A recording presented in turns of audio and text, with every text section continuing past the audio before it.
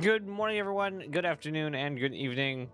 Today we are back doing live research. So we're gonna start off again back with some of the early stuff. I believe we are moving on to the Comlink. There we go. We finished up talking through the Kickstarter and what all that did. We learned a lot about what Squadron and Star Citizen start out to be. However, a lot of stuff changed over the course of development, as stuff does in any game. And now we're moving on to the site. So we are post Kickstarter, so we're kind of moving to the end of 2012 and moving into 2013. So without further ado, let us get over there. This is where we are here. So the patch notes. So we don't have a patch till 2013 in August. So it'll be a moment till we get that. So let's head on over to the Comlink.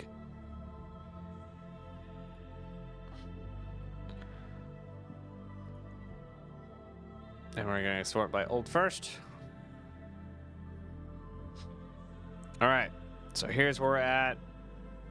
We have 1, 2, 3, 4, 5, 6, 7, 8, 9, 10, 11, 12, 13, 14, 15, 16. Not going to get all through these today. 17, 18, 19, 20, 21. And we're still only in September. So we actually got quite a few posts from 2012. So let's start going through them. Welcome to the Comlink. So, for those who don't know what Star Citizen Origins series is, it's where I'm going back and going through all the stuff, and eventually we'll get to the SCLs and ISCs, so that we know all the stuff that's been said in the early days and what kind of stuff has evolved and changed over the years. So, like I said, we just finished the Kickstarter, and we'll be moving on to the Comlink. Which also, I should probably pull up their videos and oldest. We went through all these during the Kickstarter. We finished that one. Final push, when is that? I'm trying to do this kind of chronologically. So we got November 12th. And the Comlink. There we go. This is... Yeah, November 12th, and this is September. So we actually been on here, a lot of stuff was posted on here for a while. Unless it's the other version. No, okay, so it was September 5th. Okay, so September, and I'm going to need to look at a calendar a lot for this. This can actually show, no, just go to calendar. Cool, that's exactly what I did. All right, so can we time travel? How is it? Can we time travel easier? Year, yes, 2012 September.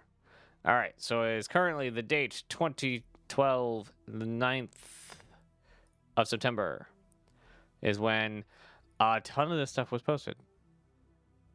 So that's 5, 9, 9, 9, 9, 9, 11, 9, 11, 9, 11, 9, 12, 9, 12. So they're doing like multiple posts a day at this point. So let's get to the first one. Welcome to the Comlink. Congratulations on successfully navigating the jump to Robert Space Industries. The Comlink is the primary communication channel for all of us at RSI.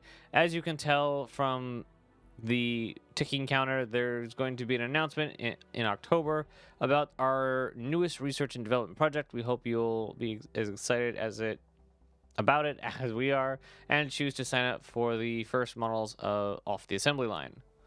Okay, so this is an in-lore post, I guess. Sort of, kind of. It's like a half in, half out of lore post. It will offer material from our chairman's previous creation. It will tell you about their history, spotlight the fans who have been keeping the faith over the years. Let you interact with the RSI team. We'll give you a few hints at what is coming. We know you're here because you're one of the most dedicated fans on the planet. To settle in, make the forums your home, and get ready for the big announcement. In the meantime, come back each morning for a new Comlink update. So it's a weird mix of like in and out of lore. Hello, Axis. How's it going? Okay, so there's that. Now we move on to the stars get a little closer. Now, and we also are going to, assuming that it's actually in here. Where did I put it? Server mission order map. I put it somewhere. I can never find it once I'm done looking at it. This is gonna break some stuff. Yep. Oh, because it's not in there yet.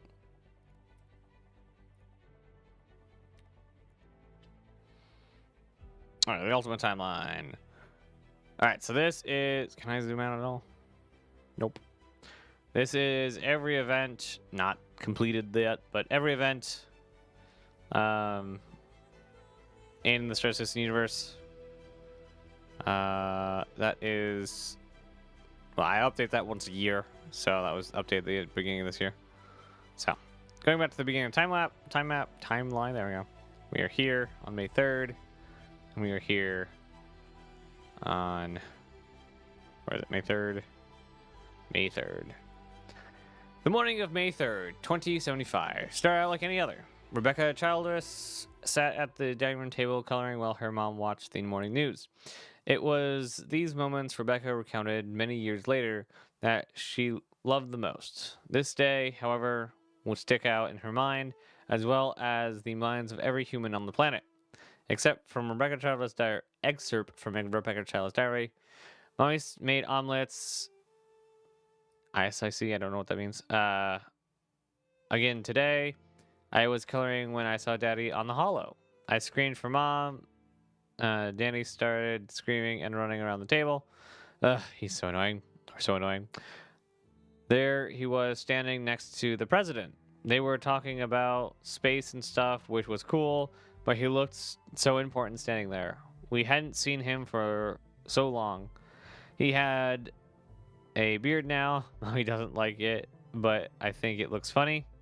Whenever Daddy was about to leave, I asked him why he had to work all the time, and he always told me the same thing. He was trying to give me the stars. Dr. Scott Childress and the team had completed the first self-sustaining quantum jump engine capable of achieving 1/100th the speed of light. For the first time, humanity could explore the solar system with unprecedented speed.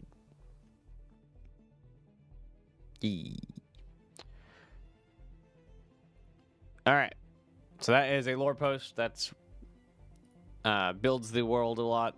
It gives us the kind of like starting point from modern history to sci-fi history as we move it forward into this world. And that was 2074. So hold on. Let's not do math in my head.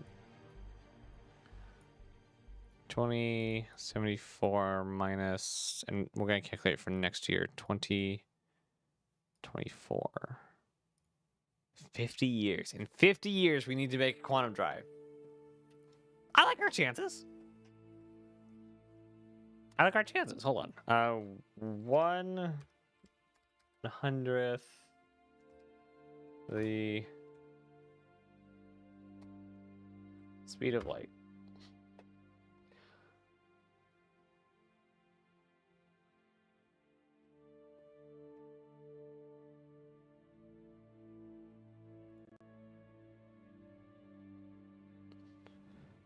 Could you just give me it in meters?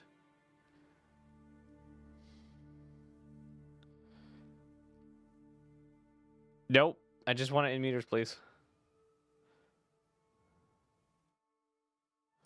All right, so the speed of light is that. Oh, where's my calculator? Did I close the calculator? I did. That invalid input. What do you mean invalid input? Copy. It keeps going away. There we go. Divide by 100.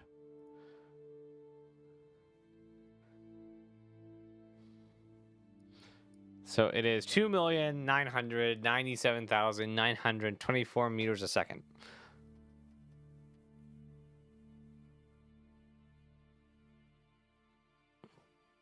That's a big achievement. All right. So this, I assume, is a not. This is a meet Chris Roberts. This is a not lore post. This is actually just meeting, a backstory on Chris Roberts himself. This is the first in a series of updates which will introduce you to the men and women behind the games. Check back soon to learn more about the people who made Wing Commander, Freelancer, and who are still creating worlds. Chris Roberts is best known for his genre-defining Wing Commander franchise, a game series which sets an increasingly higher bar for interactivity, storytelling, and cutting-edge technology with each iteration. Chris sold his first computer game at age 13, and by the time he was 19, he had developed 3 #1 hits in his native UK in 1987. He joined Origin Systems Incorporated, where he published the best-selling Times of Lore. In 1990, he changed the face of gaming with Wing Commander, a breakout hit in every sense of the word. Wing Commander told the story of a gigantic war between the human confederation and the cat-like Kilrathi Empire. Boasting unparalleled cinematic quality and visceral gameplay, Wing Commander won the hearts of a generation of gamers by letting them star in their own interactive movie. From 1990 to 1996, Chris developed the series with that goal in mind. Wing Commander 2 introduced voice acting and motion capture action sequence. For Wing Commander 3, Roberts directed live actors in sequences filmed in Hollywood. Wing Commander 4 used real sets to create movie sequences that were indistinguishable from a blockbuster film. In 1996, Chris left Origin and to found Digital Anvil, and a company dedicated to further blurring the lines between games and movies. At Digital Anvil, Chris created another beloved future universe with the Starlancer and Freelancer. He also developed and directed the 1990 film adaptation of Wing Commander, the first and still only game creator to bring his own series to the silver screen. After selling Digital Anvil to Microsoft in 2000, Chris moved to LA to further pursue his interest in film. There, he produced a number of major motion pictures, including Punisher, Lord of War, and Outlander. Through it all, he maintained his love of gaming, hoping to revisit interactive storytelling when the technology to match his vision would become available. He's really the James Cameron of games, seriously. Games: King Kong 1983, Popeye 1983, Match Day 1985, Wizardor 1985,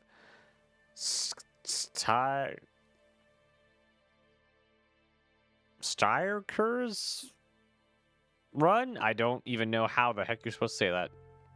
STRY. Anyway. 1986, Ultima 5, Warriors of Destiny 1988, Times of Lore 1988, Bad Blood 1990, Wing Commander 1990, Wing Commander 2, Vengeance of the Kilrathi 1991, Strike Commander 1993, Wing Commander Privateer 1993, Wing Commander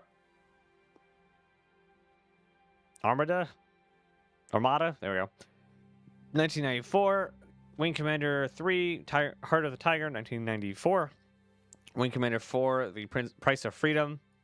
There's a mission called that. 1996, Starlancer 2000, Conquest, Frontier Wars 2001, Freelancer 2003. Films: Wing Commander 1999, The Punisher 2004, The Jacket 2005, The Big White 2005, Lord of War 2005, Ask the Dust 2006, Lucky Number Slaven 2006, Who's Your Caddy 2007, and Outlander 2008. Next up, we have Paul. Do you use cockpits? I don't know what that means. When the Wing Commander series began, one of the most familiar visuals were the ship's cockpits. You weren't flying behind some third-person shooter. You were right there in the action, living the game world. The hand on the joystick that moved as you played the game became an oft-quoted example of the series dedicated to interactivity. As the series went on, though, cockpits earned their detractors. I don't know. They earned their detractors. They covered much of the screen space, letting you see less of the action. They took up a lot of memory to load, and they required a truly exception artist, sure, to get right. Starting with the Wing Commander Armada in 1994, cockpits became optional. When the Wing Commander 4 shipped in 1996, it included no cockpits arts whatsoever, as went Wing Commander, so went the clones. Games like Descent, Free Space, and Tachyon Beyond the Fringe quickly followed suit and went with invisible cockpits. Oh, that's got to be terrifying. So, what do you think? Would you like to see the return of cockpits of yesterday, or do you still turn them off when you do play the classics? Sound off using the poll below. It's really hard to see this poll. Oh. There we go. Do you use cockpit? Yes, I love seeing the cockpit. I want them to return. This is a hilarious poll. I'm so happy tonight after 6 I still can't stop smiling. Nice. It is such a good boost. I love it. There we go. That is 61% or almost 6,000 votes. I turn them off, but want them included for atmosphere, 70%. I like seeing my ship in Freelancer, 12%. I don't have a preference. Just get me back in space, 9%. No cockpits. No cockpits get in the way. Don't include them. Only 1%. So, pretty telling there. Pretty telling indeed. All right. Next post. A message from Chris Roberts. Hello, everyone. I hadn't planned on writing another message so soon after launching this underground site, but because of the amazing outpouring of excitement and support, I felt I couldn't wait. Thank you. I am both humbled and excited to see so many people sign up with just the buzz from the various fan sites that spread virally. As I write this, the count of fellow space gamers stands at 6,897. Pretty impressive when you consider this started from a few freelancer fans discussing the fact that they wanted a sequel on Reddit and started wondering what I was up to. A few online searches later and some good sleuthing, they stumbled across the site when we had just happened to drop the wall to test some of the registration codes. 7 fans signed up before we realized that the outside world was arriving before we were ready. The Magnificent 7. So 7 people were able to get onto the site before they even published the site. They were just testing that it was live. And 7 people signed up for accounts. From that ripple came a tidal wave, or the tidal wave. One of the reasons why I took this route as opposed to more traditional one is that I have been constantly amazed by the enthusiasm and talent shown by all of you for my previous work. You have skinned other games to be in the Wing Commander universe, but built detailed 3D models of what were much simpler ones back in the day, modded Freelancer to be able to do things we never considered, and extended its life much longer than anyone dreamed. A key goal of my new game is to involve you all in the process early to help shape the world alongside myself. So please continue to participate in our citizen forums, comlink, and polls. In the meantime, I need to get back to coding, so you'll have something cool to see next month. Yours humbly, Chris Roberts.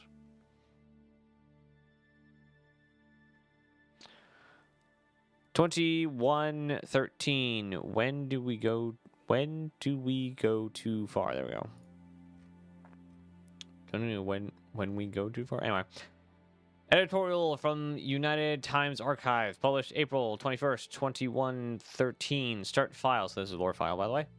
When do we go too far? By Henningen Terrell? Sure. Unless you've been hiding under a rock in the past week, you've no doubt heard that RSI's latest achievement. So let me recap for the rock dwellers. They claim to have designed a machine that can process the atmosphere of a planet to convert it to a sustainable oxygen environment, making it habitable for humans.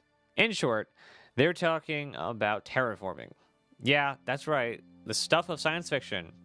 I know everyone's excited about the opportunities this presents, but no one seems to be taking a breath and thinking what this really means. So once again, it's up to me to be the voice of reason in this techno-hysteria.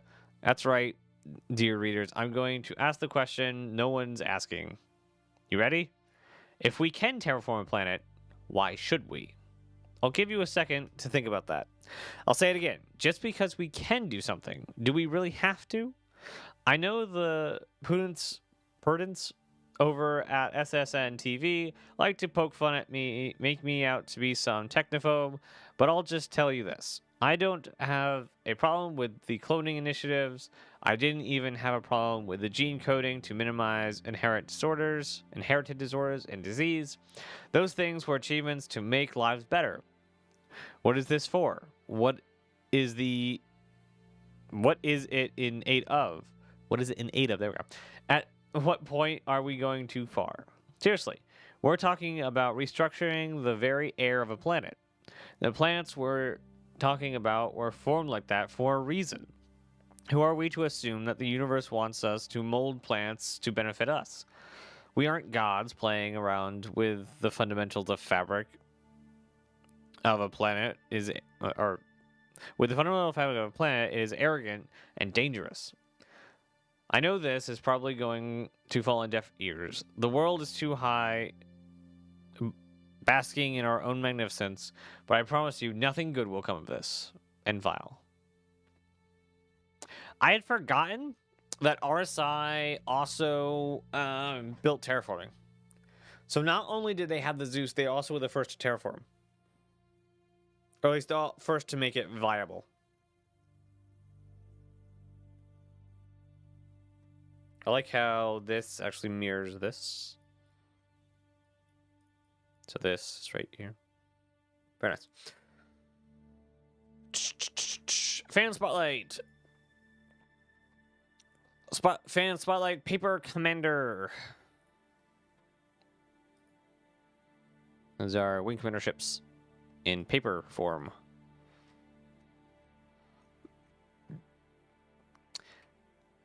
In this segment, we will be featuring some of the great works Chris Roberts fans around the world have been responsible for over the years. Wingnuts everywhere have kept the flame alive through their online communities, collaborative fan projects, and even their own fan-made games. Ever wanted your own Starfighter? Thanks to a Wing Commander fan named Particles, you can make a whole fleet of them at home.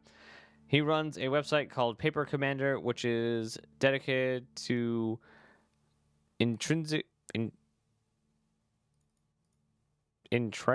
models. There we go. Intricate models of Wing Commander spacecraft, from the sleek Reaper 2 to the familiar pancake-shaped Delathi. Sure. You'll find a host of familiar designs that you can print, cut out, and fold yourself. Some of the models requires a lot of experience with folding paper, so don't get too frustrated when your ship doesn't turn out perfectly.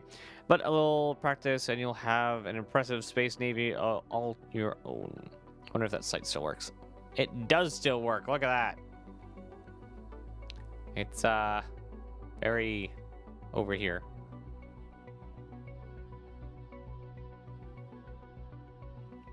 Neat. I wonder when the last time they updated it was.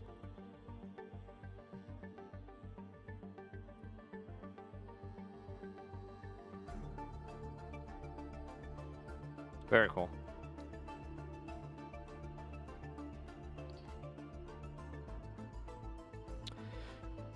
Give these people air, or yeah, give these people air. 2020, no, 2120.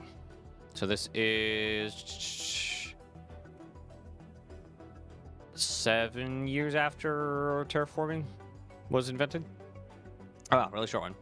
After years of simulation and tests, the government of the world pooled their knowledge and resources to attempt the first planetary conversion. The test subject? Mars. Teams of surveyors were dispatched to the planet's surface to generate topological maps to decide Atmo processor placement and test surface samples for possible contaminants to the new oxygen environment. It was our first top-to-bottom exploration of our nearest planet, and the governments of the world weren't going to leave anything to chance.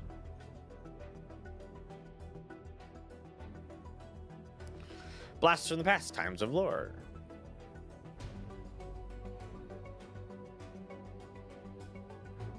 Yeah, eventually I'm just gonna start using the voice generator to read these.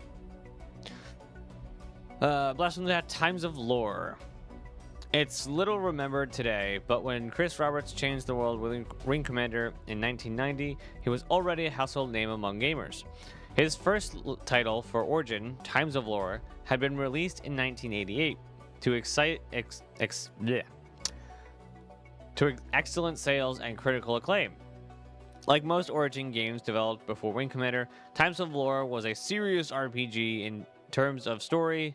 The game followed a typical RPG path at the time, asking the player to choose among character classes and then sending him to locate and retrieve magical artifacts to save the kingdom. But that seeming simplicity belittled. Technological marvel. The game featured an impossibly intricate world map and boasted an unheard of lack of in-game load time. With that feat alone, Chris established himself as a master programmer. The game's biggest influence, one still being felt today, was more subtle. Earlier RPGs, chief among them Origin's Ultima series, featured a text-based interface. The player would need to remember that you open a door, pic a lock, talk to an NPC, and so on. As games became more complex, the number of commands multiplied. For Times of Lore, Chris developed something far simpler, a mouse-driven icon-based interface.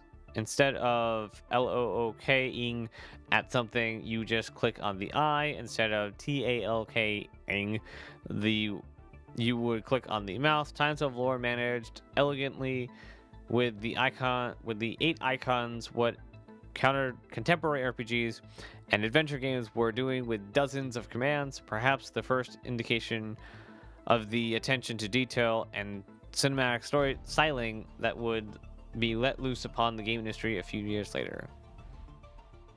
So you got these 8 icons at the bottom. Pick up, drop, I don't know what that is. Grab. Computer settings, maybe? I don't know. I don't know what that one would be. Talk, look at. I don't know what. Bag? Let's see if we can find Times of Lore.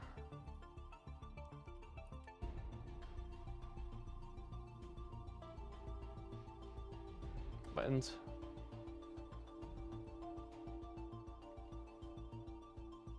Talk to, examine, see list of items. Okay, so it's literally inventory. Get an item laying on the ground, drop an item, give an item to another character. So that's what that is. And then, so we got talk to, examine, inventory, pick up, drop, give item. See score. Toggle guiding moments on off, pause game, exit, and return to MS-DOS. So I imagine that this is... Oh, interesting. What's that one, though? Nope. Where are we at? Use item from the menu. Ah, potions. Okay. So it's potion or something? Guiding or potion or something? And then settings. New intelligence data.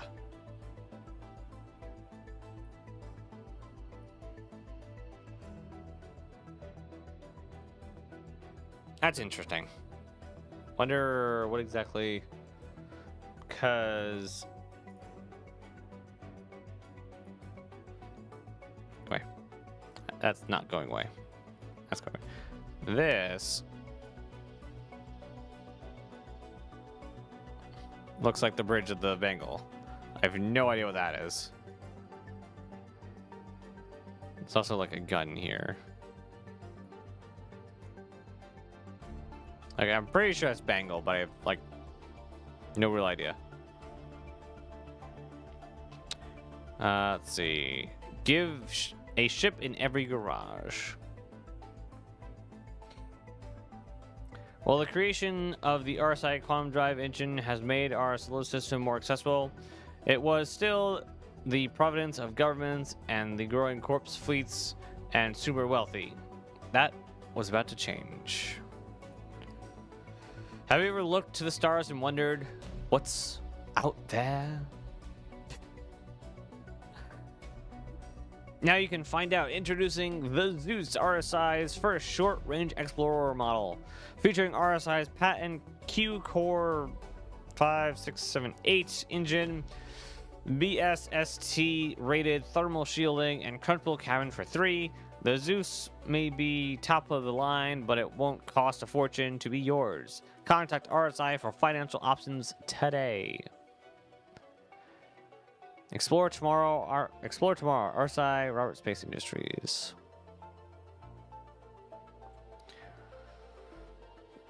And this is the basis for the new Zeus, which makes a lot of sense actually. Like the more I think about it, the more I look at it, the more the Zeus makes sense. And we'll quickly pull that up.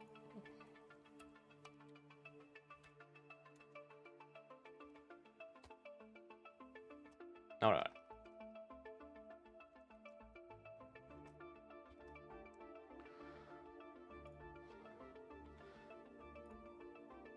I know they don't look like anything like each other.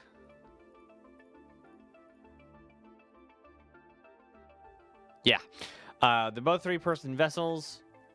And the scaling, I don't know what scale that's supposed to be. I wonder if they removed it.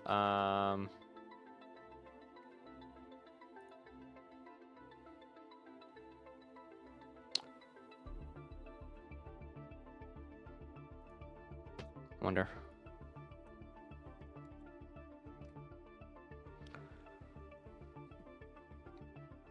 Do we have like a length or anything for it?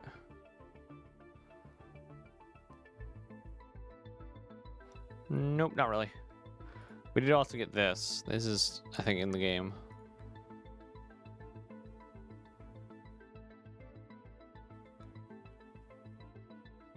Silas Kerner has a Zeus.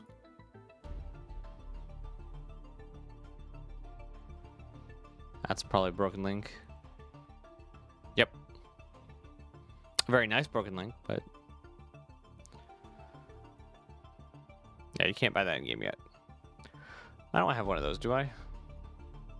That's cool. I will just use this. Other.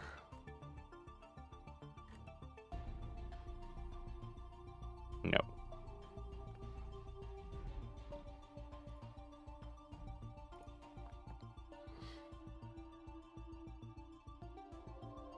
That's not one.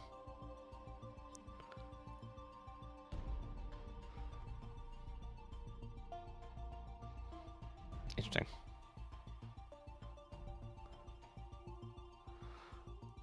Store.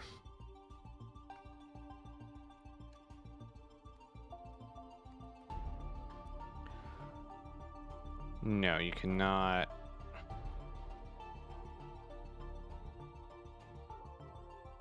Cannot get the little Zeus thing anymore. Well, that sucks.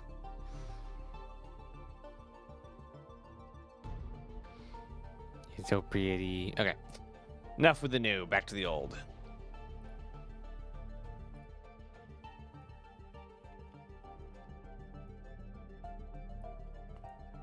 All right. 2157. Blue skies on Mars. Don't worry, it's going to get bad soon.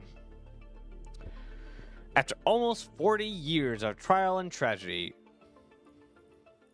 Mars is officially classified as an oxygen-sustaining environment, a memorial to those who passed in the Great Mars Tragedy of 25, is unveiled after the official declaration with Senator Stephen.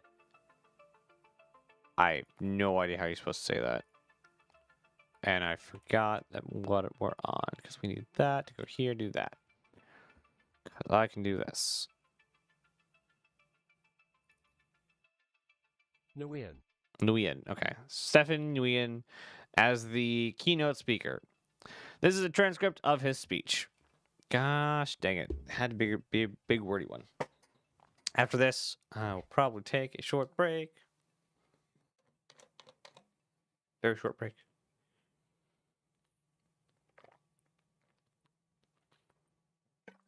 And we are closing in on 1 or 3 hours down for the stream. My brother Sean loved to build. When we were kids, I was the only one who played sports and ran for student congress.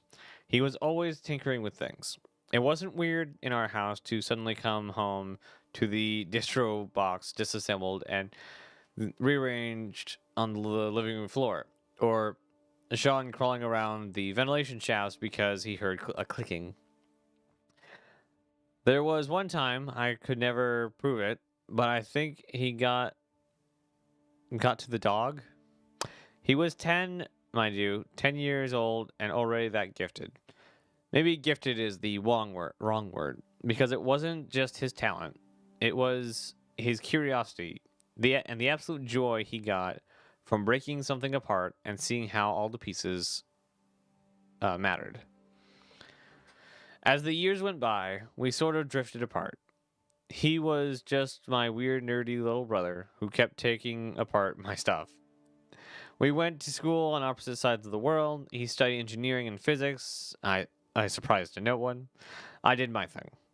As adults, we would check in from time to time, but I wouldn't say that we were particularly close.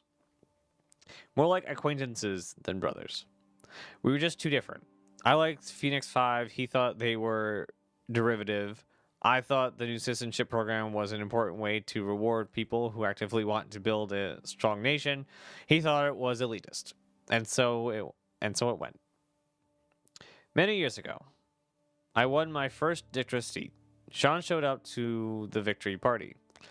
I think an aide must have invited him. To be honest, it never occurred to me to even try. Someone on my staff said they saw him in the corner, obviously uncomfortable around the crowd. He didn't even come to talk to me. He just wrote a note and asked someone to give it to me. Here's what he said. Hey, Stefan. You looked like you had a lot of people to talk to, so I didn't want to interrupt. But I just wanted to say, you're awesome, man. I know we bicker and fight, but it gives me hope that someone who really believes in their conviction is going into government. It's really exciting and I am happy and so happy for you. Just remember, no matter what ugliness surrounds you, be brave, be yourself, and you'll be fine. My brother Sean the Destroyer, Sean the Rebuilder, Sean the one of the many lost in the tragedy of 2125. Since then, I've never been able to hear one of his aggravating rants on politics or one of his ridiculously dull ramblings about alloys and stress points. It is a solace that the project that claimed my brother's life now has been completed. This monument, a small consolation compared to the loss of these people, will be at least keep their names alive for the rest of humanity to see forever. You know what?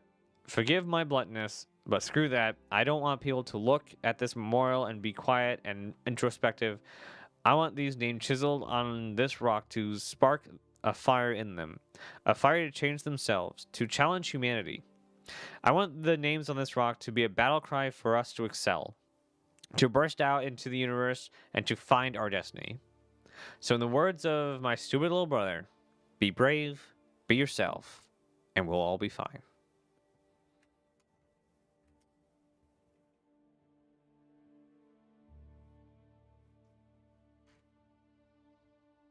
Oh, I did. Oh, that's why. Go here.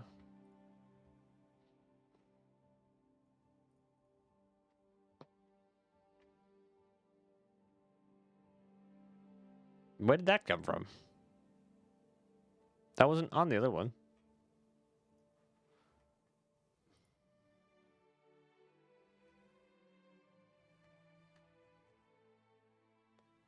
July 5th, 2012. That's in the wrong spot.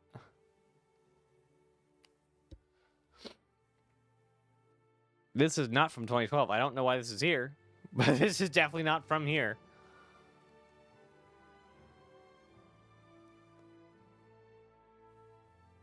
On Friday, May 4th. Yes, what year? 2018. This is from 2018. How did it get re-tagged for 2012? And it's yellow. Something's weird going on. And that's happened before where stuff doesn't show up where it's supposed to be. All right, so we were in September 15th. And where is our first... Oh, that's not what I'm looking for. You hush. Oldest. There we go. Final week push. Where's that for us? That is November 12th. So we got a ways to go. We got a couple months.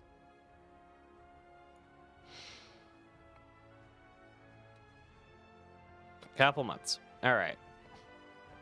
This will get real interesting when we're going back through videos and things per week. Be really nice. I will enjoy it. And once we're done with the comlink, we'll be playing through what's it called? The Wing Commander series and Freelancer and Privateer. All right, I'll take a quick break. Basically, just a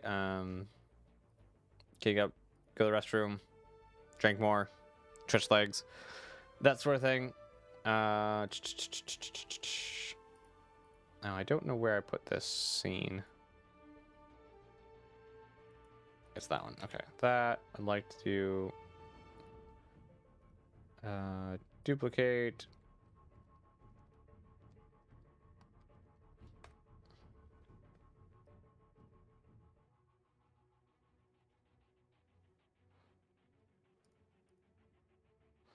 Does this work? Yeah, it does. All right. Oh, that's weird.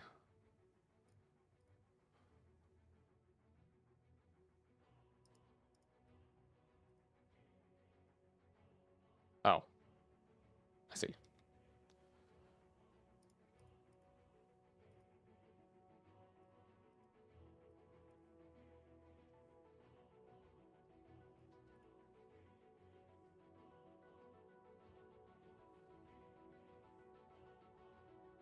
There.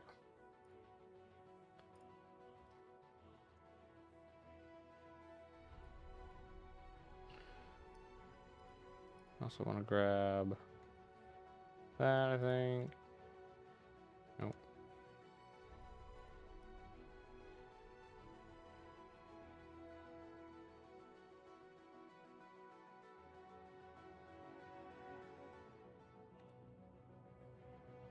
There we go. All right. I'll be right back. Maybe like 5-10 minutes.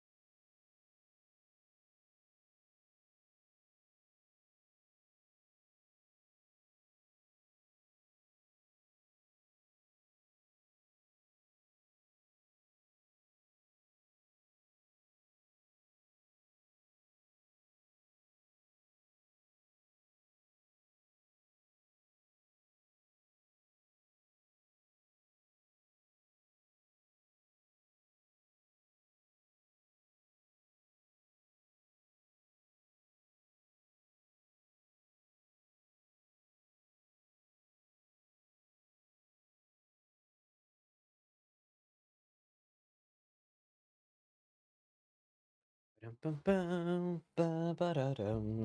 don't know if that song is copywritten. Where are we at? We are at here. Ba-dum. All right. If I planned this correctly, I would have already taken a drink. Okay. I actually like to do that and that. That should, yeah, be a bit better. My face and mouth are seen, visible. Yay. Okay. All right. The March of Progress. Blah, blah, blah, blah, blah.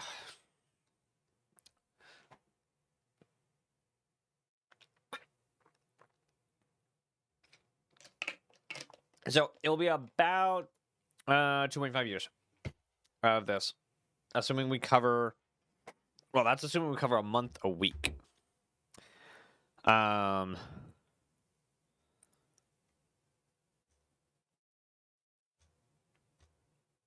19, 20. That means we have to get all the way down to here. A scorched earth is how far we'd have to get down to. And we are, yeah. That's a lot. I don't think we're going to get all that done today. We do have still 2 hours to go. So we'll see. Moving on. And I think this is October, right? We're waiting on. Why do I keep closing that? I feel.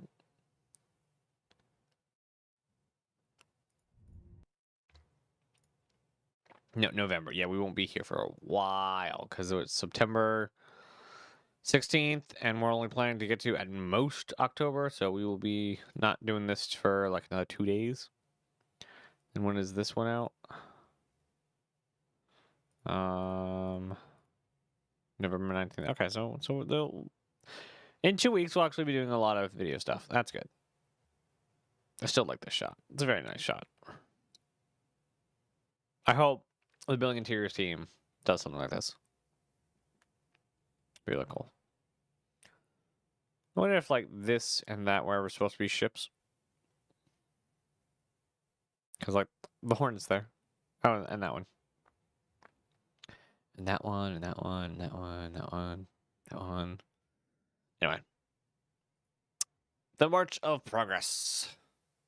What'd you say? When RSI announced the next generation of fusion engines, new and exciting prospects for space travel opened up, but not everyone was so enthused. Barely couldn't believe it.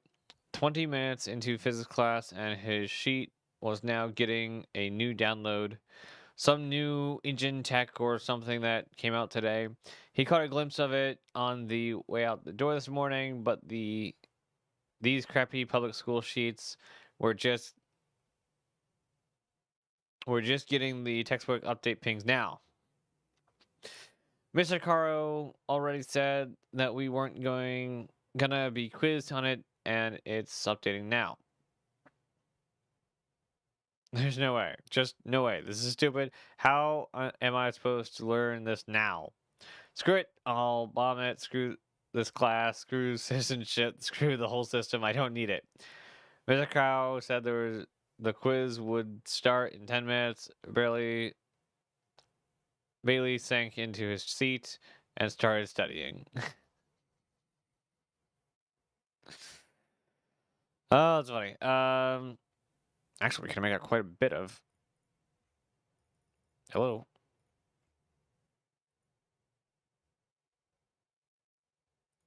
Okay. Wow.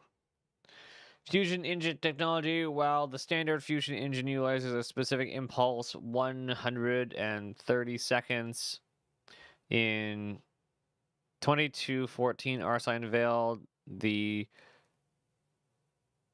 Poseidon, the next generation of fusion propulsion design, capable of achieving speeds close to 18,600 miles a second, or 1/10 the speed of light, while increasing the specific impulse to 375 seconds. The Poseidon also featured augmented hydrogen scrubber technology in order to better facilitate fuel collection while in flight. As you can see, from the exploded diagram to the left over there. The engine consists of 3 microreactors hand wired into a series of relays and scrubbers. During flight in deep space, the scrubbers collect hydrogen, which are then filtered and funneled into the fusion reactors.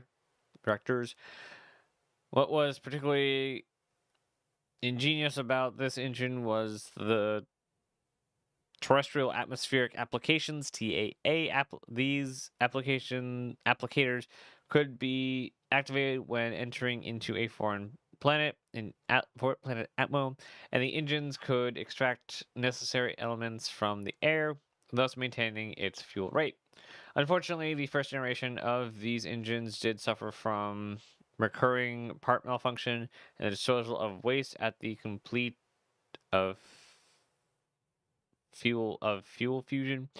Backup of potential toxic chemicals would blank blank blank blank blank blank blank blank. Incoming message from Chris J. Hey, did you see the new Sahavid? Was the blue Bilio? Lunch being. Oh, this is the schedule. Oh, jeez. A lot of stuff updating. Direct propulsion in the 23rd century.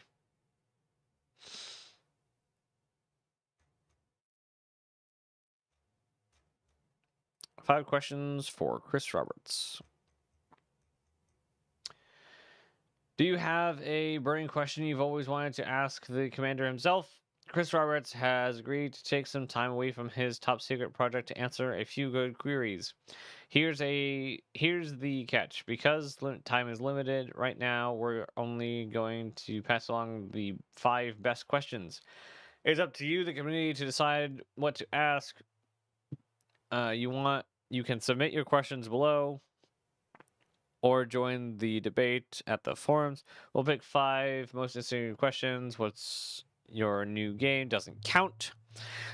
And pose them to Chris. Pose them to Chris. Check back Friday morning to hear his responses. Interesting. So this is pre. This is pre Kickstarter, I think. So I imagine if we go down far enough. It was, when was it on?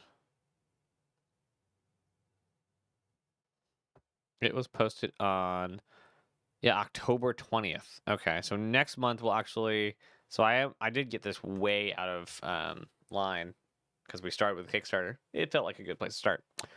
That's a cool looking freelancer. 12, no, 18, no, we're actually gotta go back.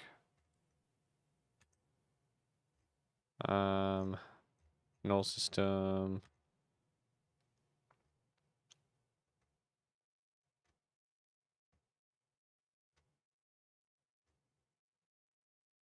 $10.22. That's the AMA. GC video. Physics, not a dirty word. Yeah, that was. So where is the queue? We're back. Announcement live, almost time. So yeah, it's right around here where they actually started the campaign, the Kickstarter. All right.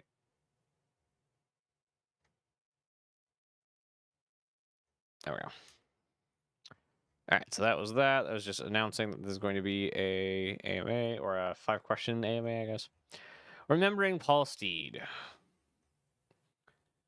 For the second in our series on developers who helped create Chris Roberts' world, we are remembering Paul Steed, a world-renowned artist and 3D innovator who sadly passed away earlier this year being 2012. Paul Steed was 27 years old before he even used a computer, but once he did, the techniques he would pioneer would change gaming forever. In 1991, after serving 6 years in the United States Air Force, Paul answered an Origin Systems advertisement looking for artists. Already a gifted sketch artist, he joined Chris Roberts' team doing 2D work for Strike Commander, feeling that 3D polygons like those used in the Falcon series and others weren't adequate to the level of detail he wanted. Roberts had initially decided to use pre-rendered sprites like those in Wing Commander 1 and 2. For the game's aircraft, the ground and less detailed objects like buildings would be done in actual 3D. Paul was assigned to test the software for the 3D portion, and within days using the software intended for the low resolution background models to craft detailed fighters, tanks, and ships. The result was so impressive that on his work alone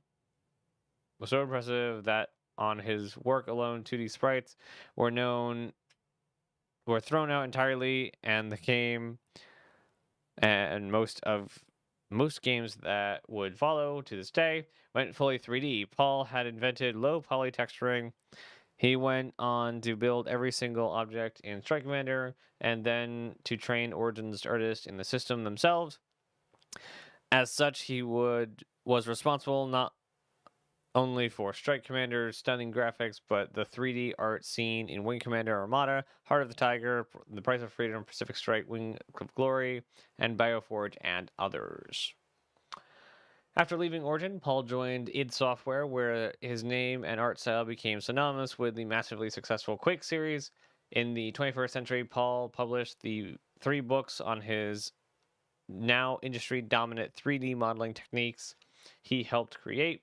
He served as creative director at Atari and then went on to help found Exigent, a game art clearinghouse company that assisted projects on Contact. Paul died unexpectedly in August 2012, leaving behind a body of work and an impact on game design for which he will be long remembered. Games. Strike Commander 1992, Wing Commander Privateer 1993, Wing Commander Armada 1994, Wing Commander 3 Heart of the Tiger 1994, Wings of Glory 1995, Bioforge 1995, Wing Commander 4 The Price of Freedom 1996, Quake 1996, Quake 2 1997, Quake 3 Arena 1999, Bad Betty 2002, Shadow Ops Red Mercury 2004, Neverwinter Nights 2 2006, Merc Echoes Getting Up 2006, Battlezone 2006, Act of War High Treason 2006, Test Drive Unlimited 2007, Kawari 2008, Sorcery 2012. Wow. He had a game come out the same year he died. Dang.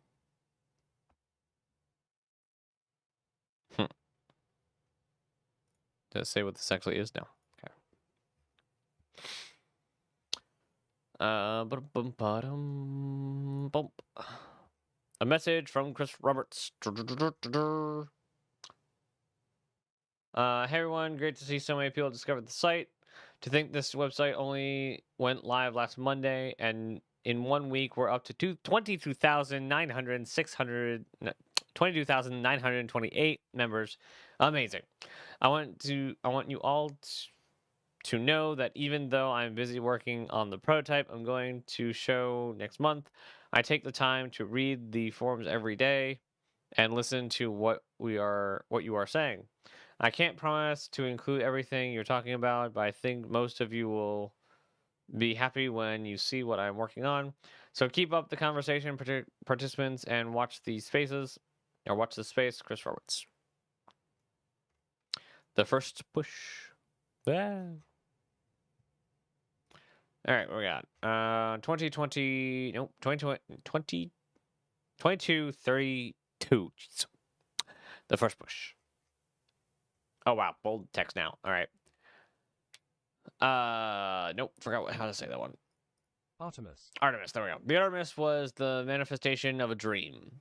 When the announcement came that a vessel was being constructed to push to the nearest potential habitable planet, the public flipped. Alien Worlds and First Contact was no longer the providence of sci-fi. It was becoming a tantalizing reality. The ship would be fitted with stasis couches known as boots, terraforming equipment and supplies, and an AI core at the helm.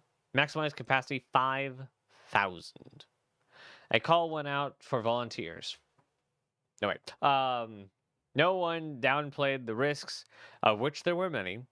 On a slow burn with the latest engines, the Artemis would take over 200 years to reach its destination. A lot can happen in that time, there were over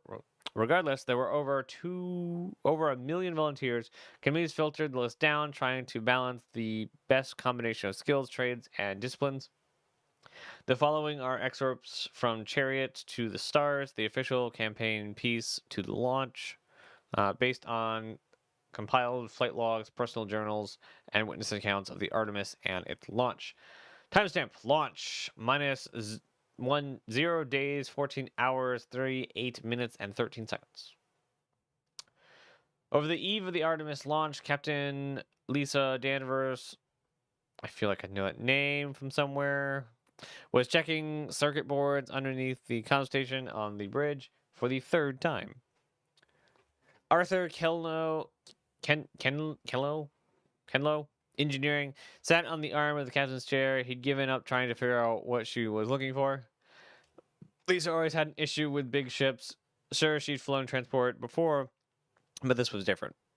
There were 1,000 things that could go wrong, which in turn affect a million functions.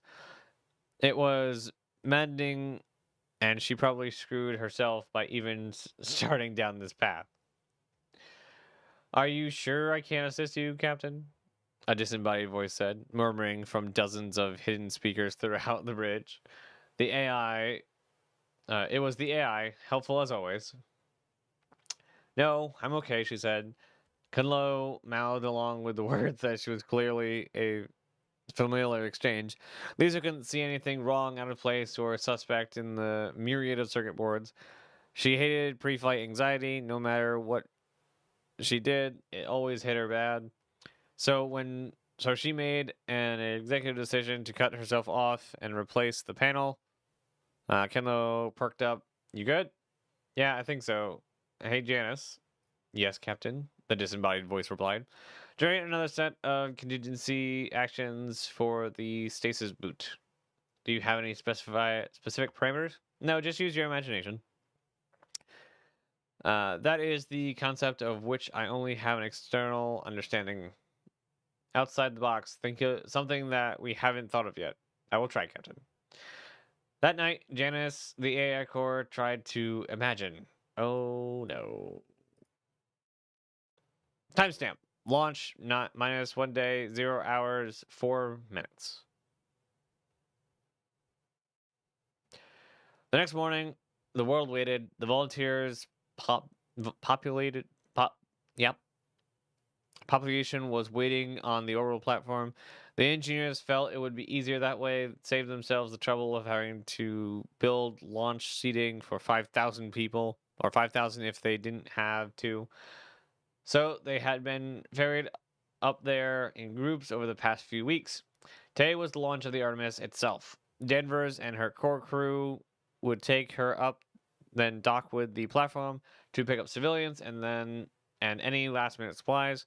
News oars from around the world were gathered, ready to capture the moment in every conceivable format and put it on anything with a screen.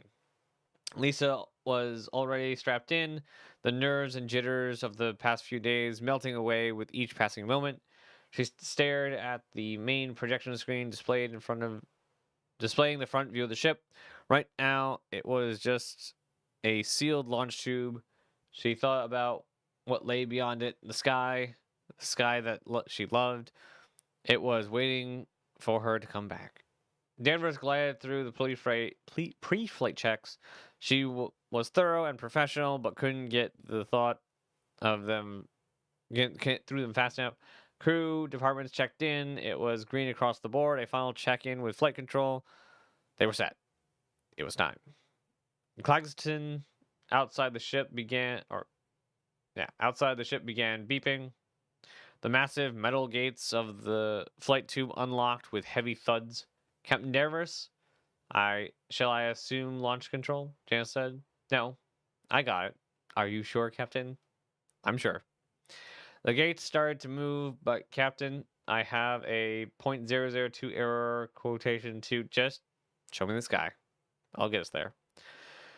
Timestamp plus 9 days, 5 hours, 12 minutes, 59 seconds. Janus assumed control and circled for a week once the crew and civilians had entered stasis to check for any errors or anomalies, effectively a dry run of how the ship would run once it started its push. If there were any problems, flight control could abort and even remotely pilot the Artemis back if one needed. Flight control was finished. A final assessment of the checks. Everything looked good. Justin Cobbs, the mission director, looked over the bays of technicians, scientists, and analysts. Everyone good? Everyone nodded. This is our last chance. If everyone got the slightest hesitation or concern, I don't care how it'll sound or how the people upstairs will flip, you'd better voice it. Silent. Cobbs gave a few moments, then nodded to establish contact with the Artemis. Good afternoon. How are you, Janice? I have been running simulations, contingency scenarios, for example, random power fluctuations, impact with future foreign bodies, contact with new uncategorized gas or elements, contact with hostile organisms, etc. And conclusions? I think will be satisfactory. Cobbs glanced at the nearest tech, slightly confused by the AI's language. You think? I imagine we'll be fine, Mr. Cobbs. 22 minutes later, the Artemis blasted its thrusters, starting a full burn for a scheduled 70 minutes. It passed the edge of our solar system into the great sea of space beyond, into the silent black that surrounds us. And so we wait, dreaming of the thing that we'll find, hoping that one day we'll hear back from the brave men and women who boarded the Artemis, the chariot to the stars, and struck out as the first ambassadors of this united Earth. Which they further clarify what time period this is going into, because the United Earth did not come about just by happenstance. There was a lot of lore around that. But we'll get to that. Poll, how do you like to fly? How do you like to fly? That is a lot of controls and pat on the plushie. All right. This may be the question that separates the wing commanders from the freelancers. In the early 1990s, it was common, thanks largely to Wing Commander's massive success, for a new PC to include not only a keyboard and mouse, but a simple flight stick. 10 years later, with the genres less popular and PC manufacturers eager to cut costs, the area was so unthinkable that Freelancer needed to be designed in such a way that it would not only support gameplay using a mouse. Oh, yeah. So, which do you like best? Joysticks still exist today, although they are frequently the province of hardcore flight sim players who spend hundreds of dollars on elaborate HOTAS, hands-on stick and throttle setups, which include multiple devices. So, how do you want to play a new game? Would you rather it stick with a mouse and keyboard? Keyboard still necessary to every computer today? Or are you willing to pay a little extra, or in the case of HOTAS, set up more than a little extra for the sensation that you're really controlling a spacecraft? Let us know in the poll below and in the forums. All right. Joystick 38, mouse 33, full HOTAS setup 13, keyboard 9, gamepad 6, something else 1. Out of 4,000, it was pretty evenly split between joystick and mouse. Interesting. I actually, wow, that went way wild. I like how Star Citizen's done it with, you can play with anything. And it fully supports HOTAS, it fully supports mouse and keyboard. I just don't have the whole setup yet. I will eventually. The Neso triangle? Sure. Neso triangle. How far do we got to go still? 20, 21, 27. Yeah, that's number 1 right there. Blast from the Past, the Starlancer.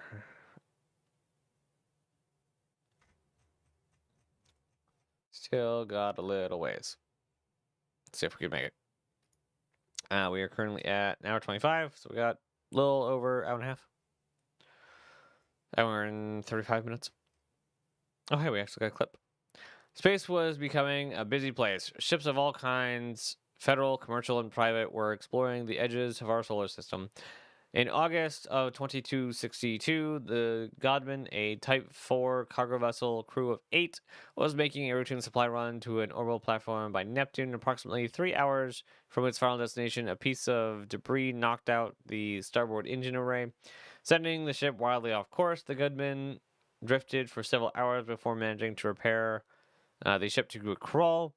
What happened next has been investigated and examined by the greatest minds on the planet. The following is the last transmission of the Goodman speaking with the operator at the nearest comm station. Beginning archive playback. Copy that. Adjusting course 278. Y'all got it sorted out? I think so.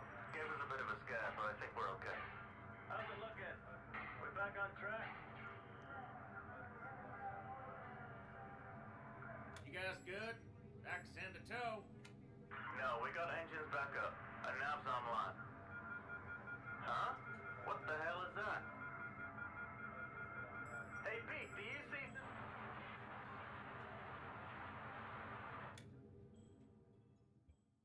Signal lost.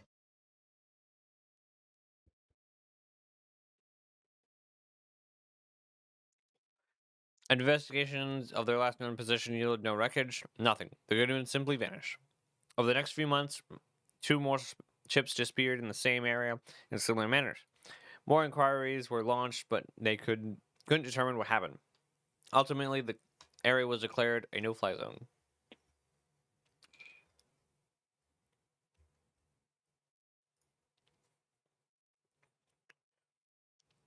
What is the weight of the Relari? Relari. The weight of the yeah. Anyway, here we have a small behind-the-scenes look at the 1999 Wing Commander movie. On the left is the original sketch of the Kilrathi Riari class destroyer, and below is its finished model as it appeared in the movie. Shoop.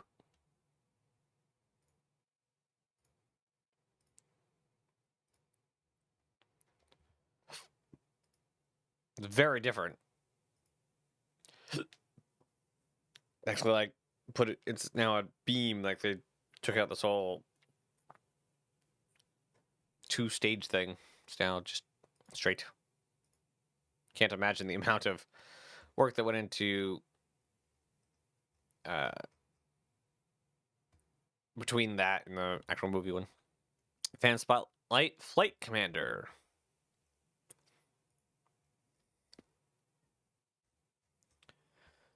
For today's Spotlight, I've asked a very interesting Wing Commander fan to tell us about himself. Eddie Benowitz writes software for fun and for work. He's the mind behind Flight Commander, a fan game styled after Wing Commander's Prophecy, and part of the NASA team responsible for programming the Curiosity rover. Jeez.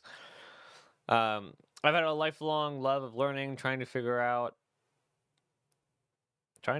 of things work, especially when it comes to the computers. Add to that an optimism and hope for the future. Growing up, I've never turned down a chance to play on our PC, read about the periodic table, or play with a space shuttle toy. Wing Commander, with its adventures in space, meshed well with my interest in computers and sci-fi, with compelling characters and large-scale plot that was affected by your local actions. The game drew in my friends and myself. As I got to high school, I had my first taste of computer programming and knew that software development was a perfect career path for me. I accepted the UCLA Computer Science Department, or accepted to the UCLA Computer Science Department, and dove headfirst into C++. Fast forward to junior year of UCLA and our computer graphics class. For our open-ended final project, we decided to make a space combat game inspired by Wing Commander. Trying to understand what it takes to make such a game was an amazing experience. The joy of discovery was there at every moment. Although our scope was limited, we moved from a blank screen to flying around in a field of stars. It was a project I couldn't let go of, and I've continued to work on it now and again. Today, my love of computers and learning continues. I'm now a flight software developer for NASA's Jet Propulsion Laboratories, where I've been happily writing software for 10 years. I've had the privilege of writing flight software running on our Curiosity Mars rover. We had two great moments of suspense on launch day. We watched the rocket lift our hard work off of Earth and into space. The second moment of truth was landing day with the eyes of the world watching. There was no room for software errors for me. It's been a long journey from playing space combat games on a computer to writing software that's running on Mars. But there's always so much more to learn and more to explore. Remember to submit questions to Chris Roberts. That's gotta feel cool. Inspiring someone who literally now has a device running around on Mars. 2271, One Small Step for Man. Jumper Review, US Color 123 minute by Kevin Lazarus. Lazarus? Lazarus. Yeah, Lazarus. All right. When Global/Nexus announced last year that it was embarking on yet another biopic of famed astro pioneer Nick Croshaw, hey, I know that name, it seemed preposterous. Everybody and their mother knows his story. From his relentless study of the space anomaly that seemed to swallow ships whole, to finally becoming the first man to discover and successfully navigate through a jump point. We've all been here before. Seen it done on vid, in song. I'm sure someone painted it. But here's something no one's really good. But here's the thing. This one's really good. Starting with the script from newcomer Thomas Goss. Prods? Yeah, Prods.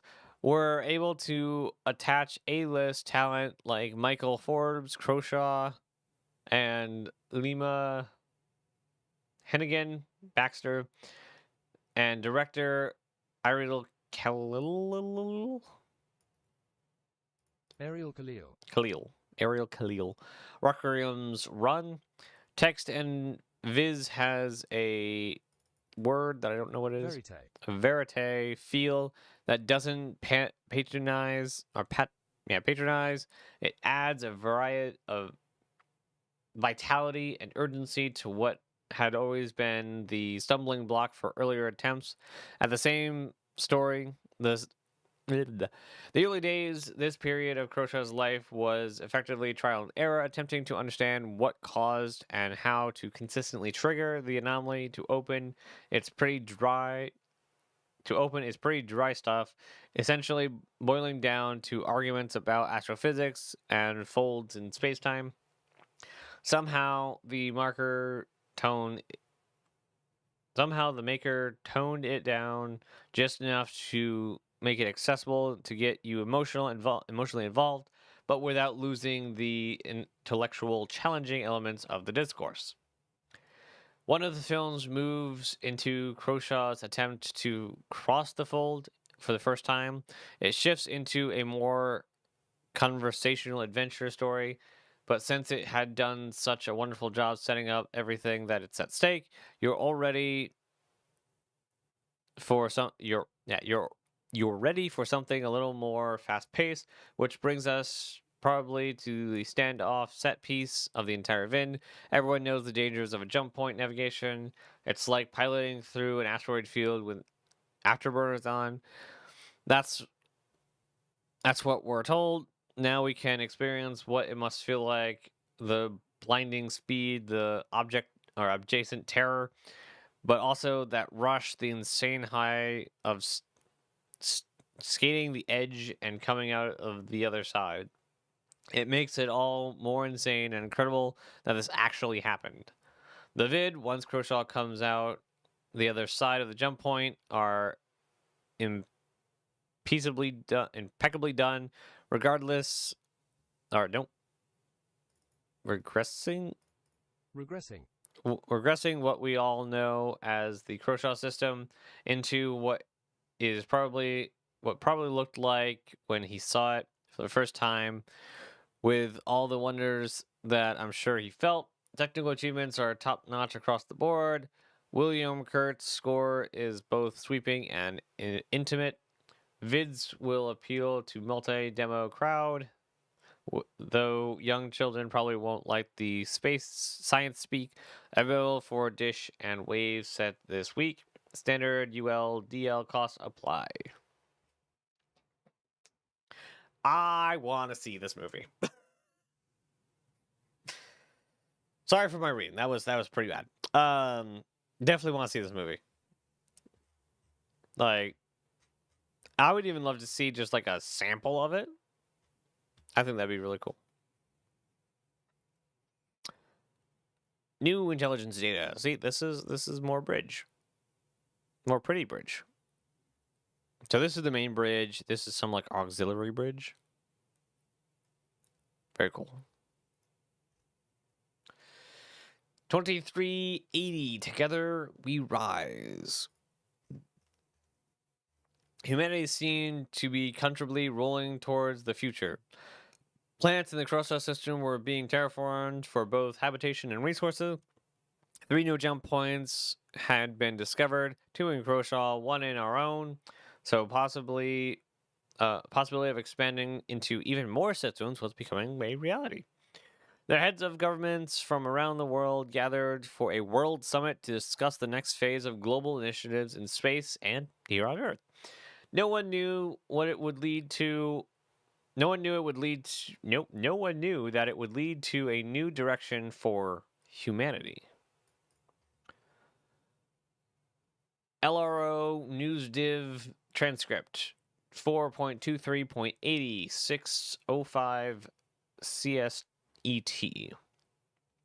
Angela Beverot.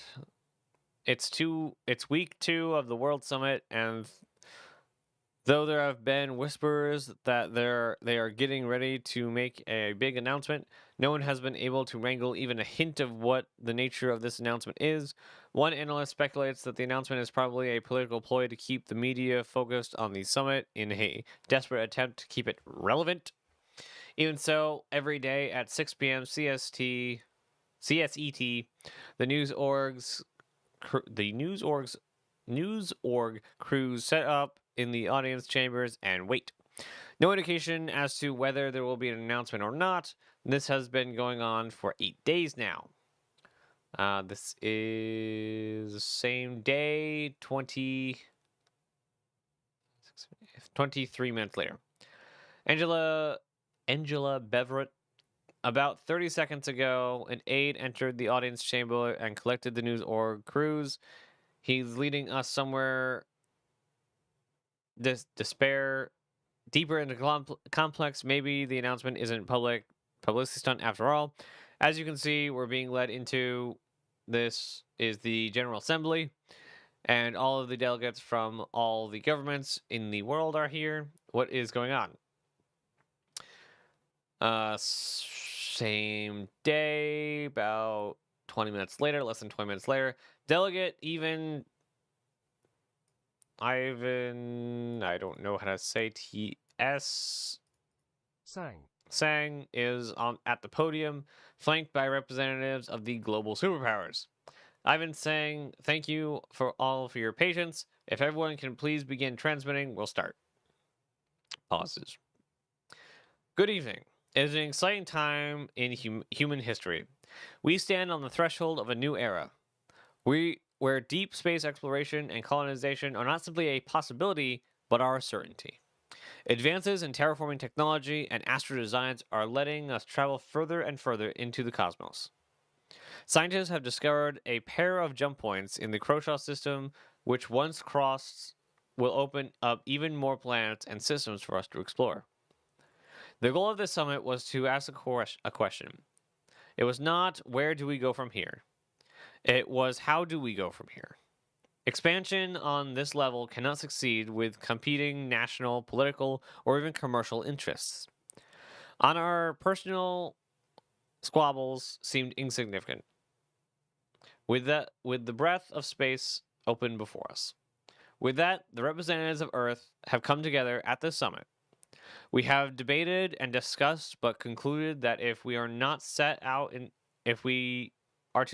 space, we must do so as a single, unified race. Therefore, we are announcing the intention to form a single governing body for this and all planets, the United Nations of Earth. Each of the government leaders before you will return with a referendum to their respective countries. This is a lot of work ahead of us. Many issues have been addressed and resolved. We have a long road to building a stable working government of this magnitude. We know this. We will get there. We will get there. We will be fair. We will be united. Thank you, and good night.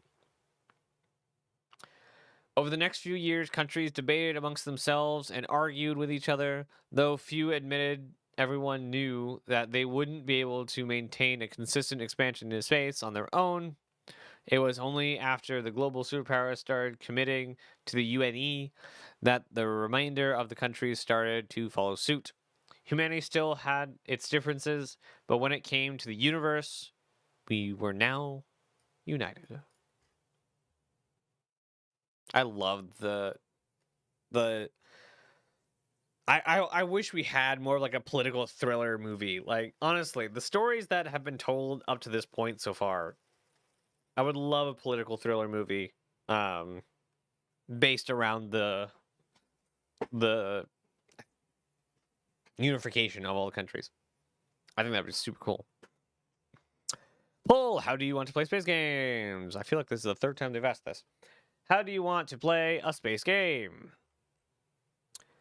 We know that you're eager to get back into space, but there seems to be a bit of a divide as to exactly what sort of space game people would like to play in the 21st century. Chris Roberts is best known for his interactive movie, which tell a single story with a beginning, middle, and an end. Strike Commander and much of the Wing Commander series fall into this category. He also helped develop the now popular open world genre with Privateer, a game that had a story but with more about exploring a massive world and building your own adventure. Another option might be a multiplayer-focused game like Wing Commander Armada, which asks players to team up with his friends either to share a story or for head-to-head battles. Then there's the quasi-persistent world developed for Freelancer, an interesting step between a single-player open-world game and a massively multiplayer world where players administer their own ongoing servers. There's no question that massive multiplayer games are a hot item today. Despite multiple attempts to develop Privateer online, Origin never transitioned Chris Roberts' vision to this seemingly appropriate setting. Other MMO space games like EVE Online seem to be appreciated today. Or would you like to see something else entirely, perhaps not yet imagined?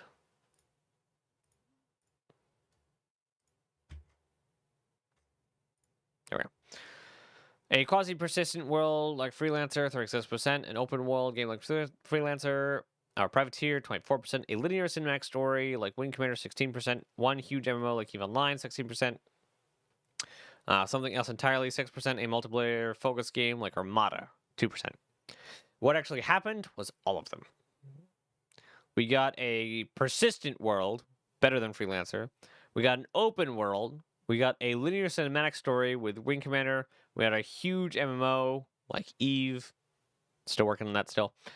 Something else entirely. We got plenty of other stuff entirely. Full persistent, 0 load screens. I am very spoiled by Star Citizen because of no load screens. A multiplayer-focused game like Armada, this is probably I don't know what Armada is, but it is probably like Arena Commander.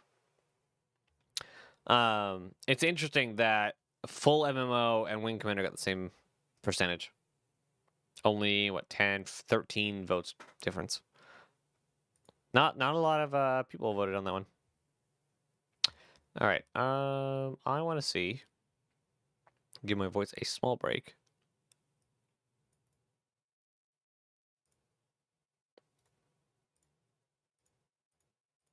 There we go. Videos. Oh, yeah, here we go. Welcome, my friends, to a game with Chris Roberts' name slapped on it. But this guy right here did all the actual work, I'm sure.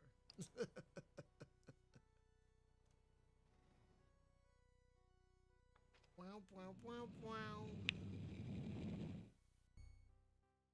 Pew,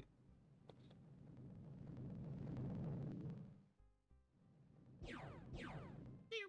Pew, pew. That sounds like the sound effect from Star Rangers. And that is the entire introduction to Wing Commander Armada. Oh my gosh. What is like the gameplay of it though? It's just dogfighting. Or, I mean, it's a gauntlet mode, blah, blah, blah. No previous information. Got some mines there. Eventually, we're going to build shipyards over Oh, wait, it was like an RTS thing? Okay. Oh. That's cool. It's like the game Empire at War that XP Gamer plays. It's just a really early version of it. That's kind of cool. That's really cool. I like that. I don't play them because I'm bad at life, but I think it's cool. Really cool. Blast from the back, strike. Blast from the past, strike commander. That's it. Just 2 images. Got it. Spaceships and ordnance. Actually, looks like some of the stuff we have now. 2438. Hello. Not ominous at all. United Times Tribune News Org Archive. First schedule June 12th, 2438. By Shelley Fields. We always wondered, since striking out into the universe, we felt awfully alone. The discoveries of jump points, alien systems, it felt awfully lonely in the black. Now everything changes, because now we know. At approximately 3:13 SET, Varon Tar, a 36-year-old explorer, was scanning for undiscovered jump points in the Devian system, drifting through the black with only the hum of his deep space scanners to keep him company. Tar suddenly got a hit. When we're in the quiet for that long, any kind of ping scares the crap out of you for a second. Tar relayed via datacom, so I checked my display, and well, it wasn't a jump point. It was a ship. Initially thinking it was simply another explorer or a lost vessel, Tar barely acknowledged it. I almost didn't want to look at it. I was sure it was some other jumper out there looking for the same thing as me. Only when the ships drew closer did he realize what he was looking at. The first member of an alien race. After I got over my shock, I knew it was a delicate situation. We just stared at one another for a while, or at each other for a while. Tar contacted UNE SOC and relayed his coordinates. A delegation party was quickly assembled and rushed out to the scene. Military forces were on hand in case they turned out to be hostile. The meeting lasted about 40 minutes. The UNE forces were left to wait for a response from the alien race. Scientists are currently scrambling to devise programs to facilitate translation and communication, but after a millennia of civilization, we can all say that we handled first contact with grace and dignity of a truly advanced race. From here, now we know for sure that there's another race out there, another civilization to share and grow with. Incident report. Submitted to the HSOC Central. Author Jen Niels Lovolach. Nope, that's not one. Sokolovich. Sokolovich. Authorized user only. Alien contact. At approximately 3 o'clock this afternoon, first contact was established with an alien civilization in the Deveron system. Here is an outline of what happened. Devrontar was searching the system for jump points when his system picked up a contact. Assuming it was just another explorer, he opened fire before realizing that it was, in fact, an alien vessel. He got scared and called it in. We isolated the comm to keep a lid on the situation and rushed to the scene as quickly as we could. And immediately enacted standard containment protocol and media blacks. As best as we could tell, the alien hereafter, Jerry, seemed shaken up and annoyed at being fired upon by Tar. We didn't want to press the issue, so we tried to calm Jerry down using pantomime technologies. What? Pantomime. Yeah, pantomime technologies. Immediately notified the tech dev to start working on some kind of translation device. Jerry let them record some of his language. We also ran cursory scans of his ship. Nothing overt, as did not want to arouse suspicion, but data is attached. We've released some info to the press and used one of our personnel to pose as Tar for the interview to make sure he towed the line. We don't think Tar will be a problem. We bluntly explained to him that if he keeps quiet, he gets to be the hero who made first contact rather than the idiot who nearly sparked the first interstellar war. Tar understood. In the meantime, we deployed scan arrays to the Davian to keep an eye out, but we'll anticipate more contact in the coming days or weeks. I'm sure they're just as curious as us. They were curious. 2 weeks later, an alien delegation appeared in the Deveron system and established contact with it's gonna be bad name. Sokolovich. Over the next few months, the two races worked to break through the communication barrier. When we could finally interact, we could learn they were the Banu, a collective race of planet states who were also just started to explore the universe. Interesting. So they're just as new as we are to this. That's interesting. That's actually really interesting. Huh. That would explain why humans and Banu get along so close together. In October of 2438, Sokolovich and the other delegation signed the first interstellar peace and trade accord with the Banu. Sort of, because that's not how the Banu work. And, it's weird. They go into there's a lot of politics that you have to play with the Banu, because each Banu family is a different country, basically. So it's weird how you work that. Breathe Free campaign. How much farther we got to go? All the way down here. No, it's two. 929. 930. So yeah, all the way to here. We're getting there. Not too much longer. Slow down here. Yeah, it is. Very interesting.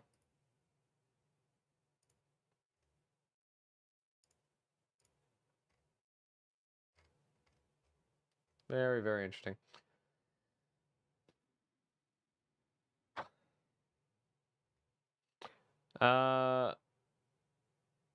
Morning, Starsmith. CC was good. Axis. The first part of Star Engine panel confused me with the amount of work required to render a frame.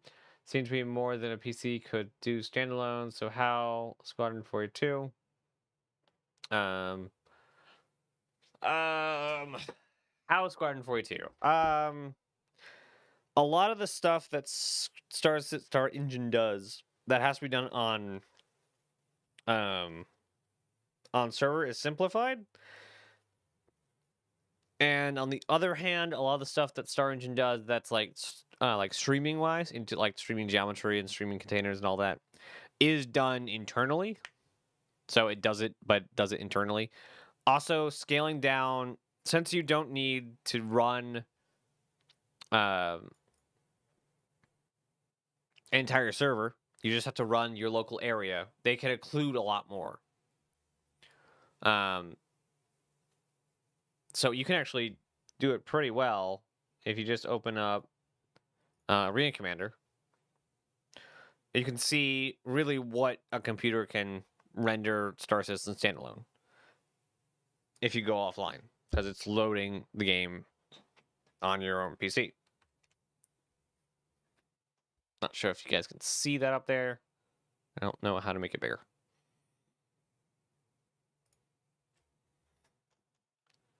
Doesn't it take the strain off the servers? What take? Doesn't it take more strain off the servers? Which part?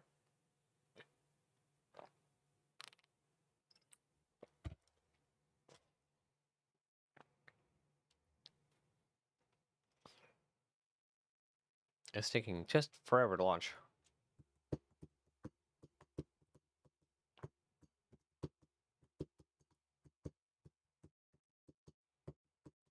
All right, so we're going to the Arena Commander, and we say, give me an offline mode. I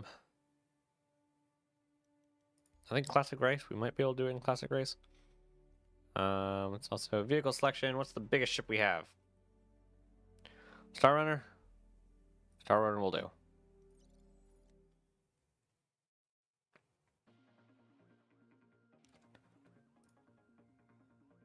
Yes, this should work.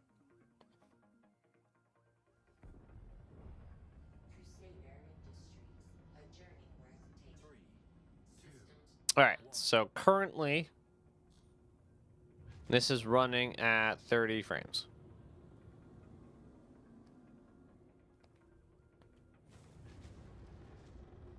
And note, they're just started polishing Squadron.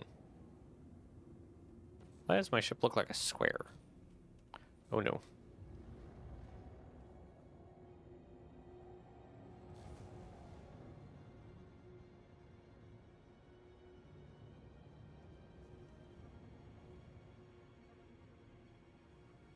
That's perfect spot right there.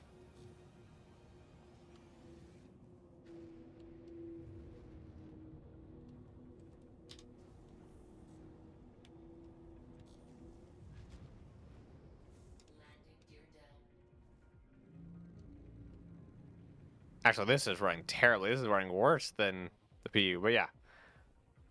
28, 26. Oh, wow.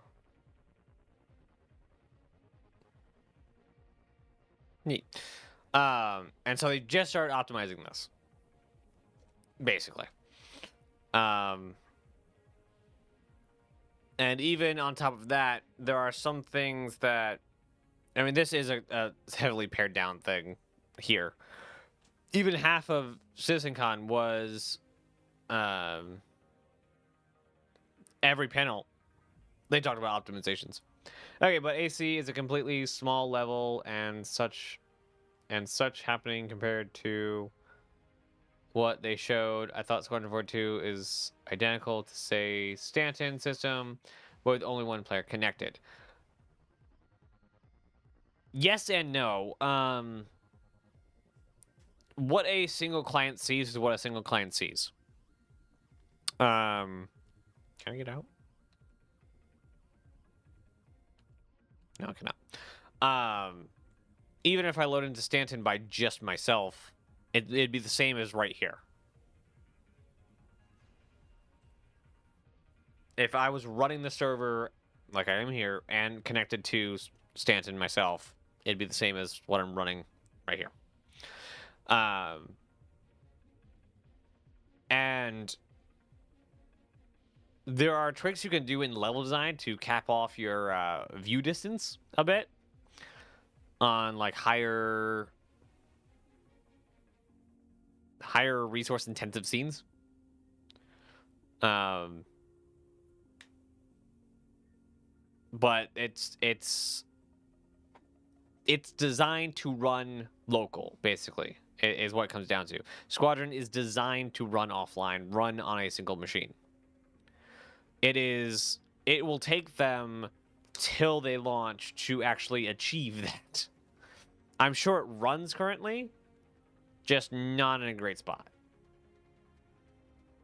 So the physics calculations are all local. I thought the physics calculations on server are on the server, and that's the problem. Slower performance. The more entities are spawned. As far as I know, if I were to take my ship and I were to run it into a tree, physics, the physics server-wise is that I just collided with a tree, so it needs to tell the server, hey, I just collided with a tree at this speed and all that, and that needs to be replicated to all the other clients. But the server, or the server client, yeah, I knew that was too close. Server client relationship still exists technically in Squadron, except it's just the same entity. Oh, not the same entity, but it's the same route. I guess same route. There we go. So the server is on the same hardware, and it doesn't have to replicate to anyone. So it can focus on other things like telling the entities when to spawn in. Okay, but AC is offline. AC offline is connected to CIG servers, but doesn't open it to other players, right? Yes, technically correct. As far as I know, it does connect you to a server. Nope. I always have a hard time going past there. But I'm not... Oh, that's a good idea. I am not waiting for the server to tell me if I've hit a tree. I don't know which one will tell us.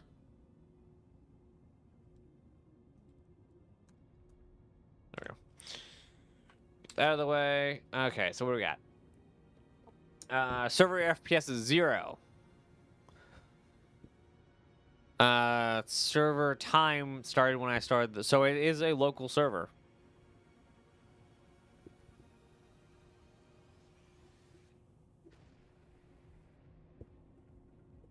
Maybe. I don't know. It does have a server session. I don't know if it's a local or... I'll have to test that. I will write that down. What I'll do is when I'm off stream, I will disconnect my internet and start up a session, see if it runs. And I'll bring back the results next week.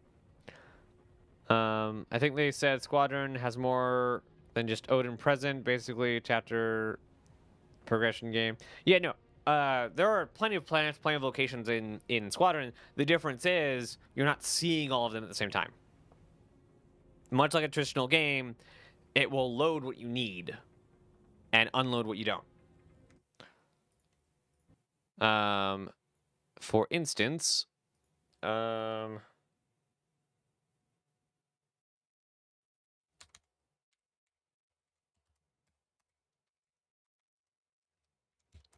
see if I can type anything. Nope. Horizon Zero Dawn. Oh, what is it called?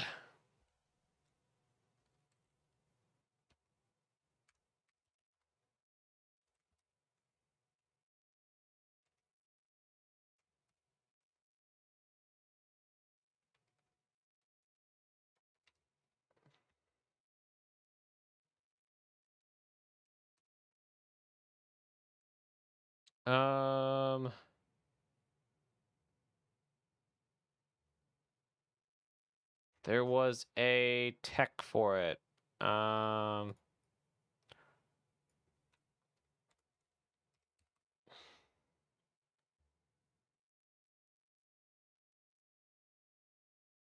Might have been this. Why did it open twice? Themselves, real full. When I guess this, so we ended up. We need an artistic choice of artist control. Whereas it will always because would literally Did they show it in here? No, they didn't. Okay.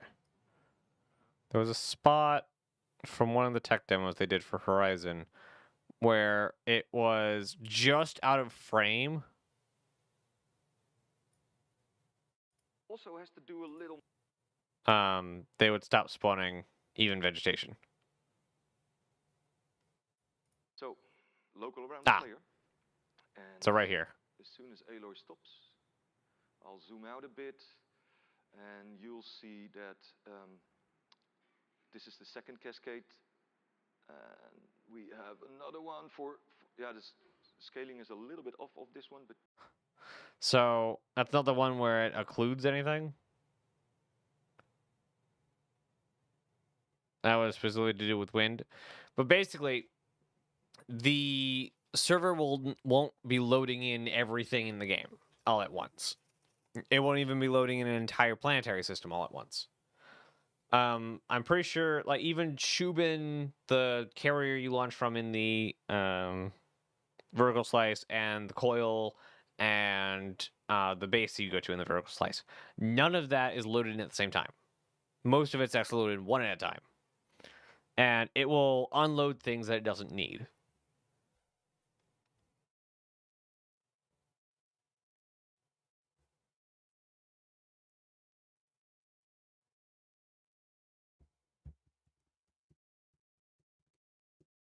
Stats are not relevant to rendering in Star Engine at all. Rendering a frame is rendering a frame. There are.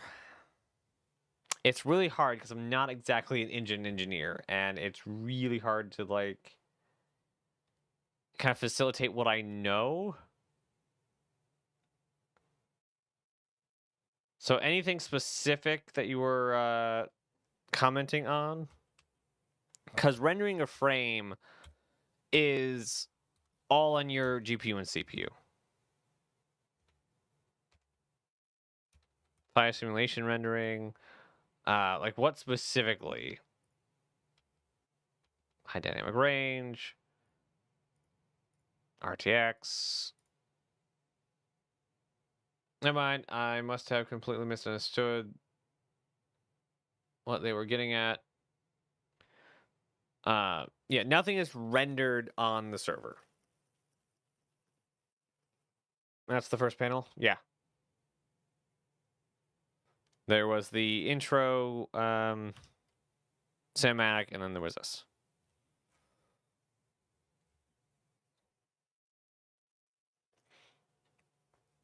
So some games, specifically with physics interactions, will do physics interactions on each client, and so each client will see a different thing.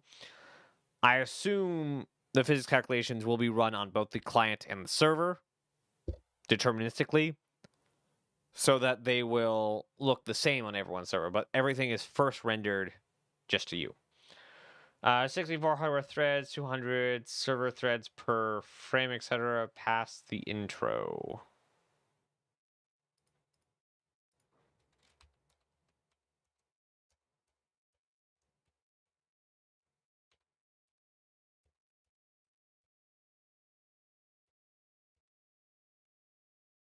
How far past the intro?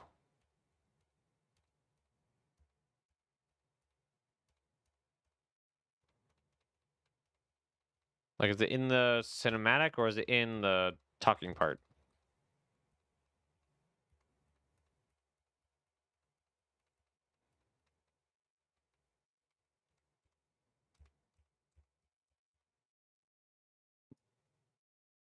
This is exactly what this entire show is for, is finding questions and looking at finding the answers.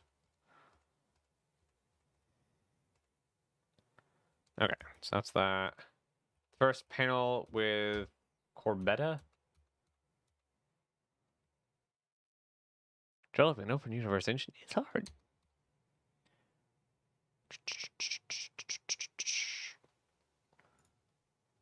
Yes, this. I got it. Alright, typical Star Engine frame update has 64 hardware threads, 200 software threads, over 700,000 streamed in entities on a server, millions of entities overall in a system, about 150 components updates. Alright, So hardware threads, even though it has what no, I didn't say you could go forward. So hardware threads are literally the threads on a processor, so different processes. We can open up my processes. Performance, CPU. Okay, these are all the cores, and I believe it's 2 cores per thread. Okay, yeah. So my processor has 9,740 something threads being used at this current time. I have 12 cores, 24 logical processors, lots of cache.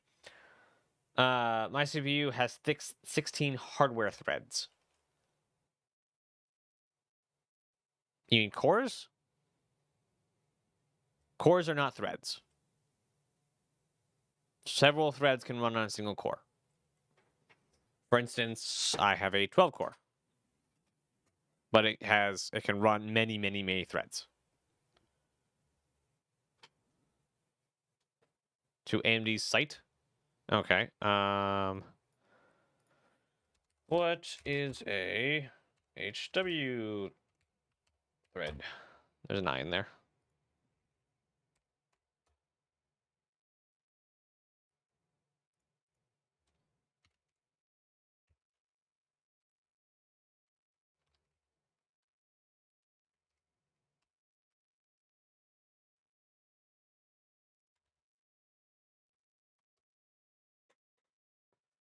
Software thread versus hardware. Software thread versus hardware thread.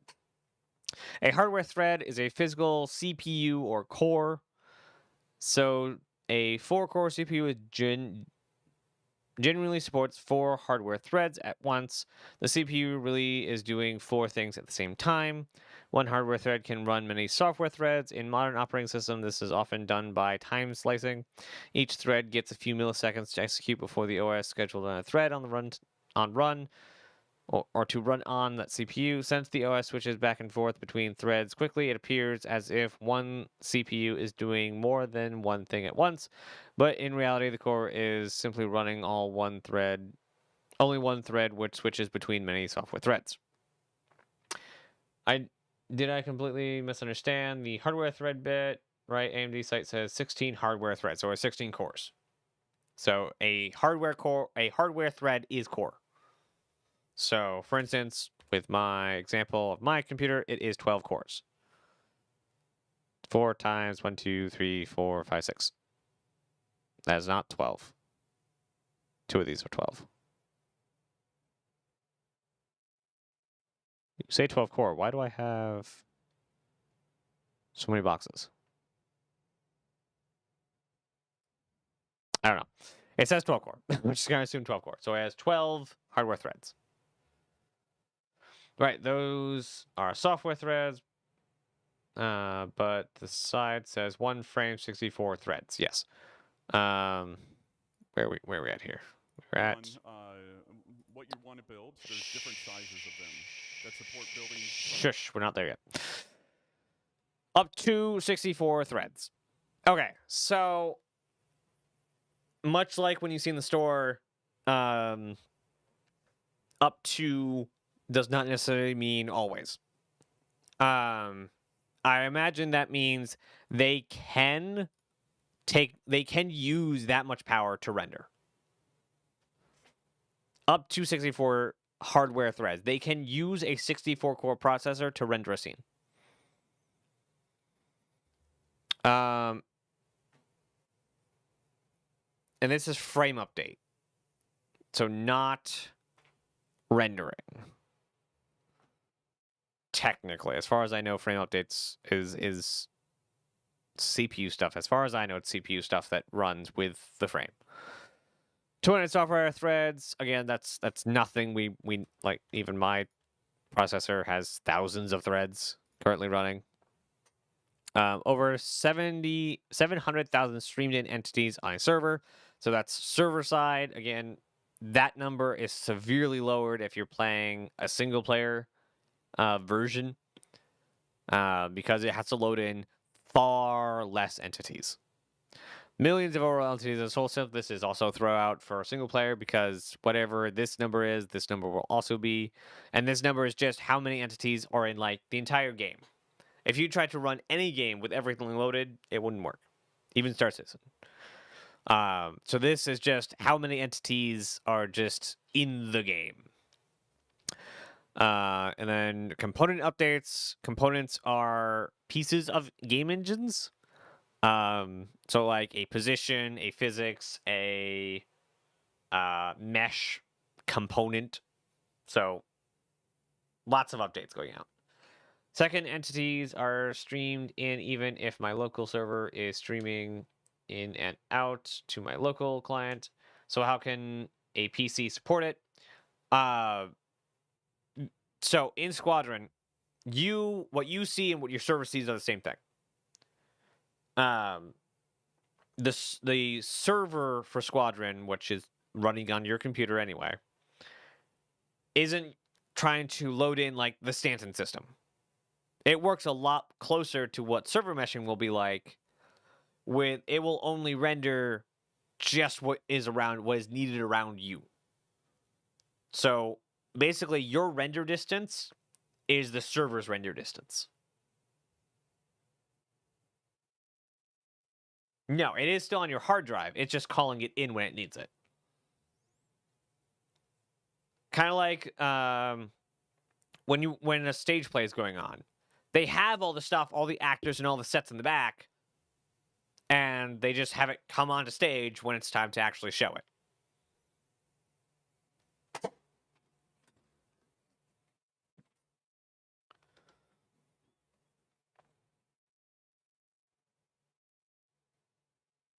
The SSD, yeah, coming from the SSD. That's why I need static server meshing in. Technically, static server meshing isn't going to actually affect any server meshing. Doesn't actually affect Squadron because the static or the server meshing is so. Oh, excuse me. So servers can split up what they have to do. If you are the only player on a server and the server only sees what you see, then because you are both moving in the same area, everything's fine. You're not going to be. It's not a server like for Odin in a server that you have to jump to get to another area. The server is always around you, and you are always inside the server.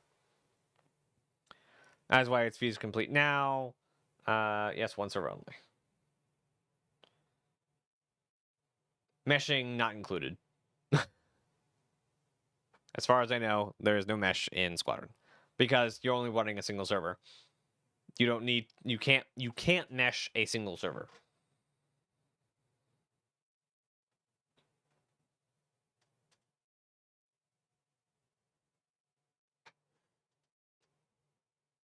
There have been a lot of features being worked on.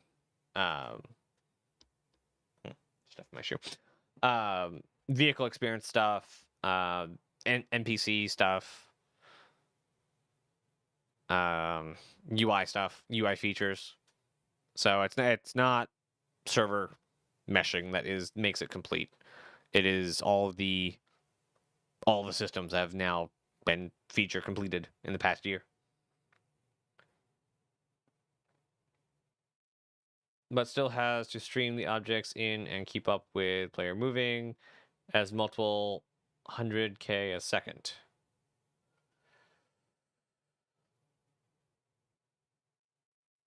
Yes and no. I'm not sure what the 100K a second is. I assume that's moving that fast, but you're only moving that fast if one, you're going through a jump point, two, you're quantum traveling, which it's predictive streaming. If you're moving forward at this rate, then the computer knows that rock over there needs to be streamed in, and it will stream it in. Player in a ship.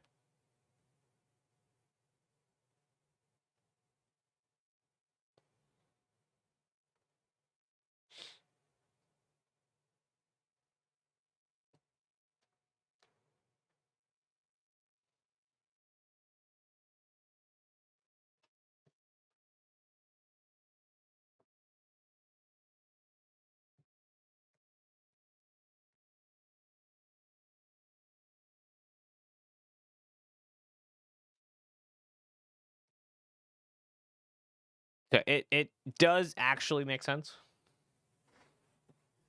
They just kind of say it in very large numbers. Yeah,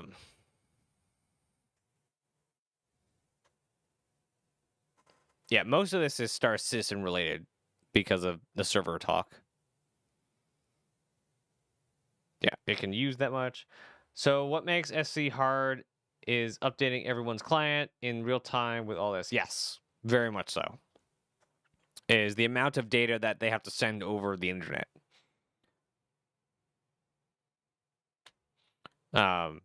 Like this game is by no means easy to like render itself. Like it definitely lives up to the like what does it run that Crysis comes with, seeing how they're on a severely updated engine version of CryEngine 3.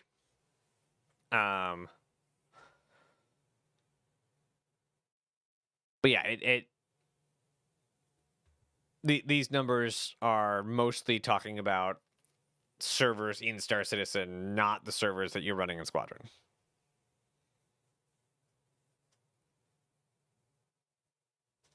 So each client separately can manage fine. Yes. Yes, that has been a constant struggle for Star Citizen, because even back when we had the hangar module ran great. But the second you got into the game, in the social module, or eventually the persistent universe in 3.0, 10 frames a second. But if you load it into your hangar, granted the hangar was a lot less items in general, but still can get away with so many frames. Yeah, the server most of the time is the problem for frames right now. And server meshing will kind of like alleviate a lot of that stress. And there is like, it is very hard to, because they haven't really said a lot about, because there is a fake server. I'm going to call it a fake server. They didn't call it a fake server, but I'm going to call it a fake server client connection in Squadron. But realistically, what actually matters is it is a single player game. You are just rendering what is relevant to your view and your spot in the world. And anything that falls outside of that is relevant. Obviously, there is like some... Like if something could affect you outside of that range, it would also have to be loaded in. But you are in a single player game. It doesn't need to render or update or keep track of an entire solar system worth of data at once.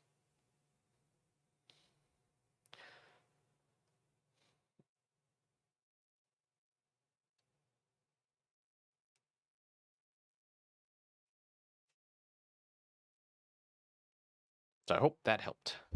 Why does the server only get basic data from the client, and the server has to recreate it before it sends it out to every client it needs? So in Star Citizen, it is server authoritative. So whatever it assumes the player that gave it the data did is what actually happened, which is where desync comes in. So player says, I walked 5 feet. Server says, you walked 6 feet. And so the server will update what actually happened on everyone's clients. So everyone saw him walk 5 feet. It's actually going to get really complicated for that kind of thing, but yeah.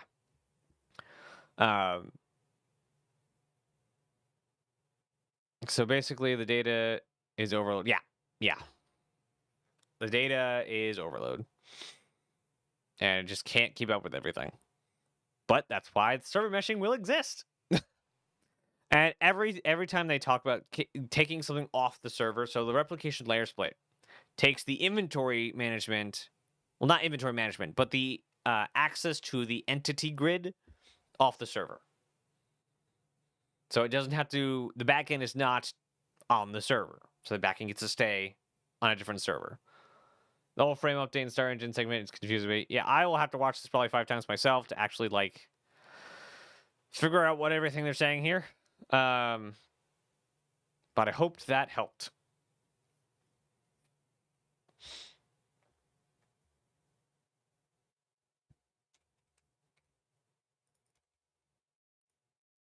already support more than 100 players on a single server, more with server meshing. To support all this, the engine must do a lot of work. Oh no, no, every that is exactly what this stream is for. That's the exact reason. I'm just doing the whole origin stuff in the interims between questions being asked. So that like, I'm pretty sure I have it. What was the title? What's the title here? That is not the correct. There we go. Is it correct? Yeah. Oh, hey, going live. Ha, ha, ha, ha, ha. That's supposed to be that. Yeah, live research. That's the point. We're doing Star Citizen Origins in the interim, but the point is live research where you guys come ask questions and we come together and figure out what the answers are. So no, it is absolutely my pleasure to be able to answer questions. I wonder why the server generates these physics, if it can be done locally, to make sure that nobody can, 1, cheat, 2, exploit the server, not knowing what the client's doing. There's a lot of ways you can cheat with locally authoritative physics.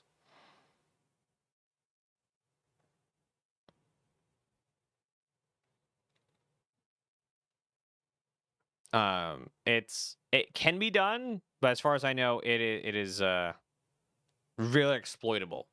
Because if you have better ping, you win. You just win. Because you can dodge bullets and always be on mark. Do locally it doesn't matter in Squadron then? Yes, physics I don't think go up to the server. I don't know what exactly the server does in Squadron. Like I said, I don't know about that one. You can only cheat yourself.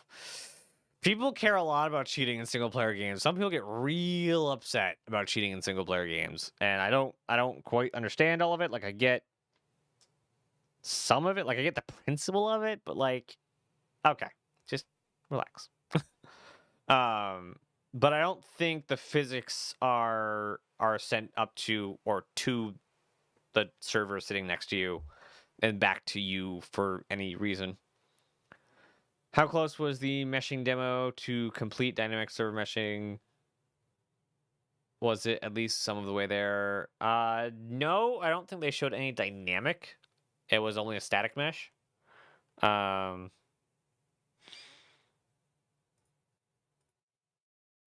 Where is the meshy mesh? Meshy mesh.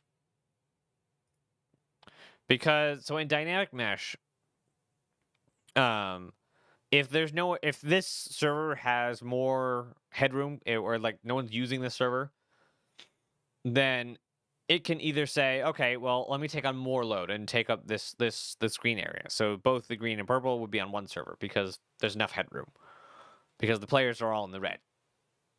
And so the red server can say, well, I'm handling a bunch, so I'll stay over here. So I don't think they demoed dynamic at all. But there's more.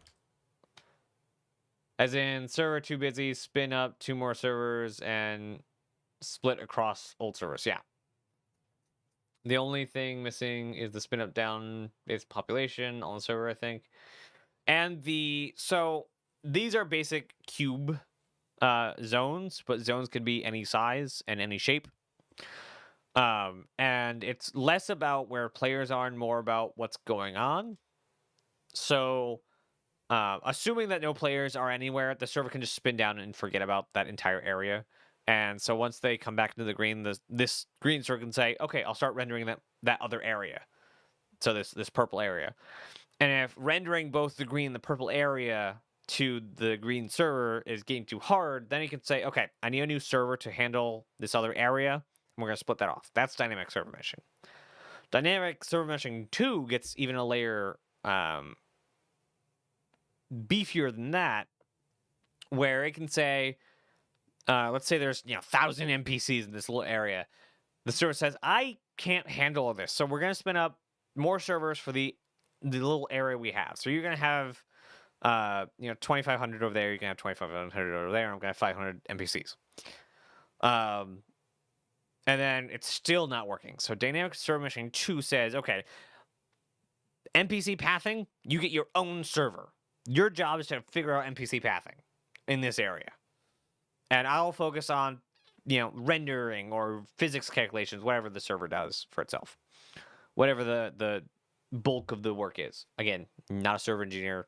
I'm very bad at explaining this. I'm sorry. So the part of dynamic is not automatically streaming out when empty because they showed that right. Yes, they stream. So gray is functionally streamed out. Streamed in. That's the mesh. I don't know if they actually showed it actually disappearing because. Oh yeah, no wait, they did. Because did they actually show? Yeah, there it goes. Streamed out. Server dead. Unneeded.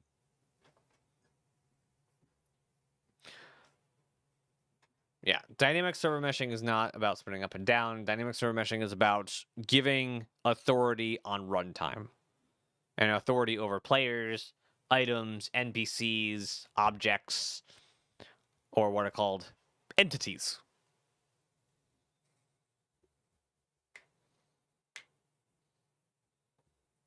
So that covers all of those categories.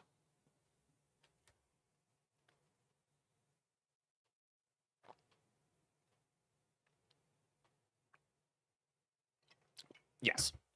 The extend over it would be what the dynamic is. Yep. So we actually get a really good read through of what each of them are. That's the very first part of dynamic, right? I guess. Okay, I guess not. Yeah. Dynamic. Here, let her go. I think it's this one. Watch it always be the other one.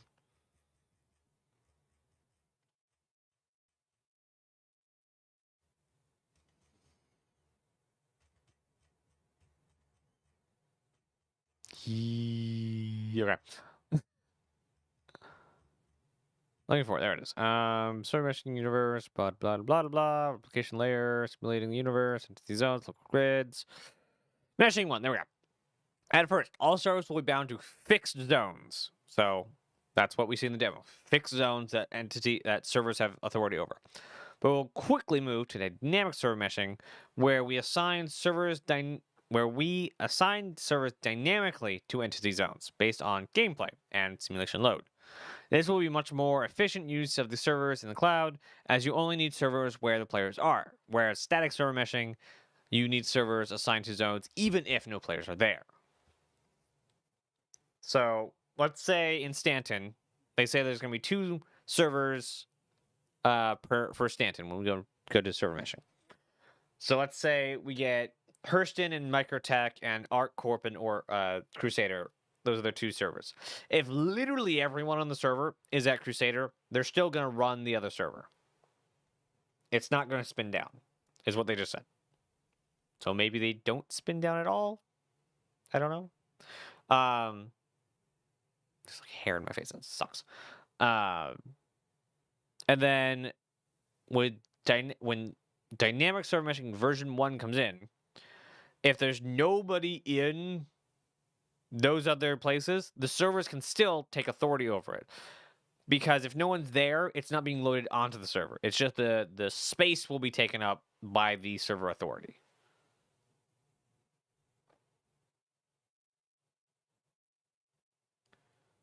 Still, they have to be.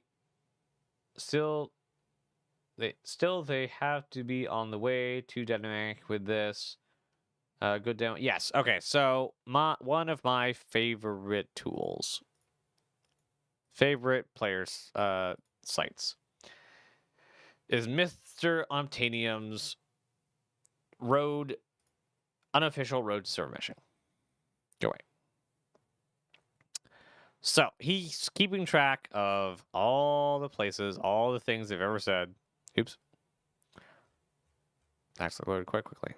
All the forum posts, all the roadmap updates, all the other sources.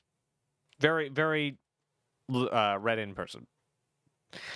And he's putting it into here. So every time we get an update for something, and I don't know why this hair is like in my face, in my glasses.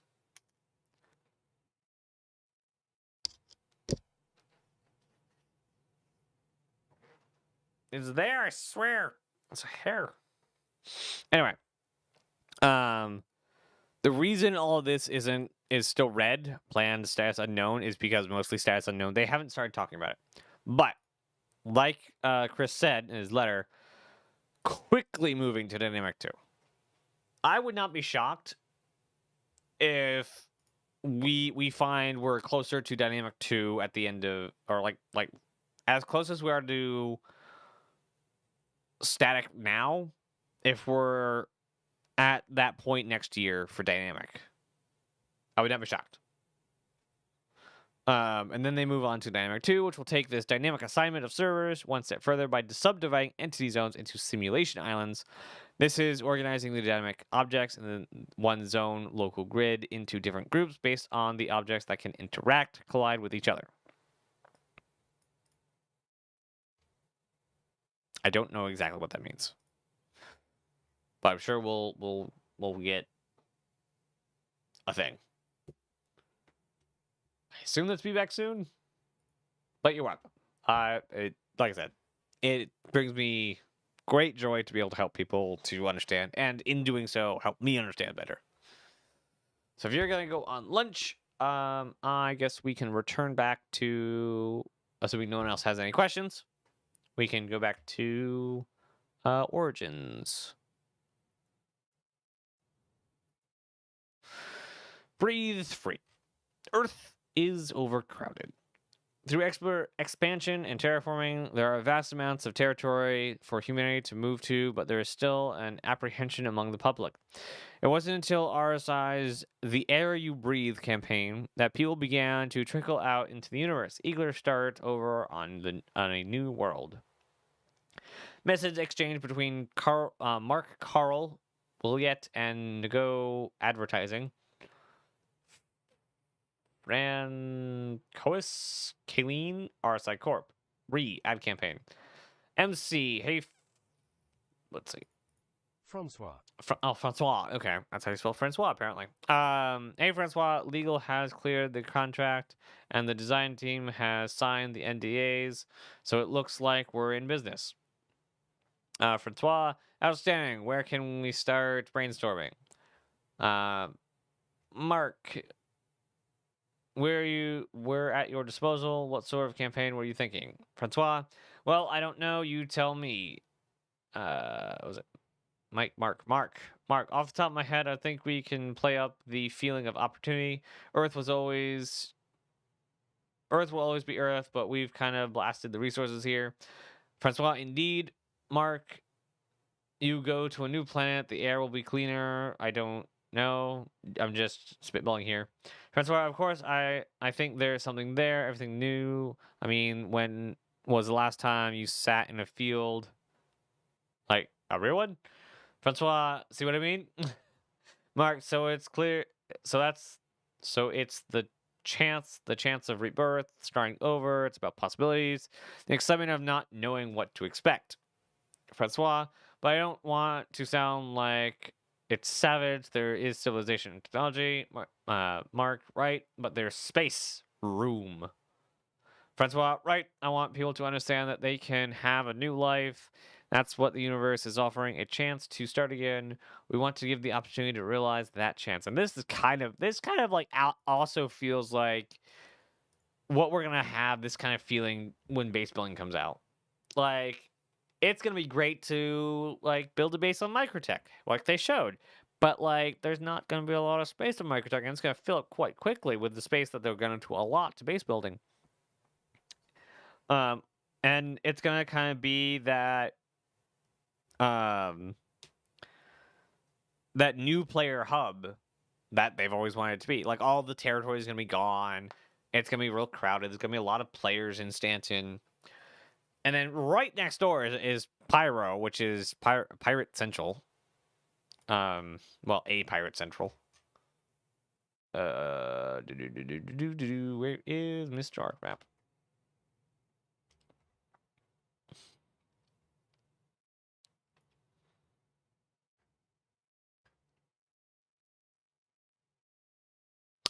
All right. Badoop, badoop. There we go. And I don't know exactly how many planets there are still for like good colonization.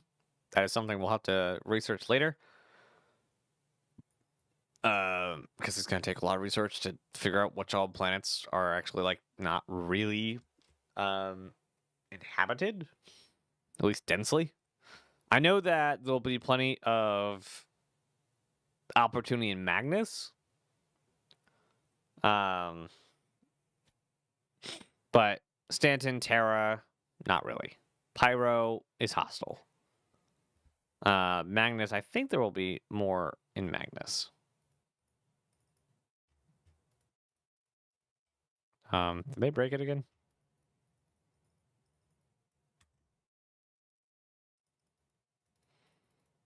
Is it broken again?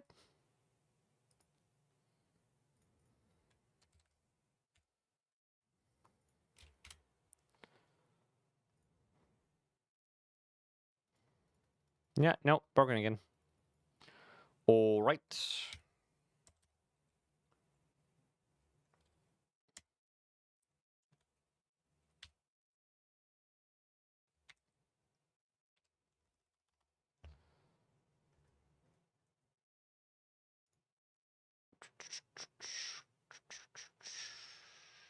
Wikipedia.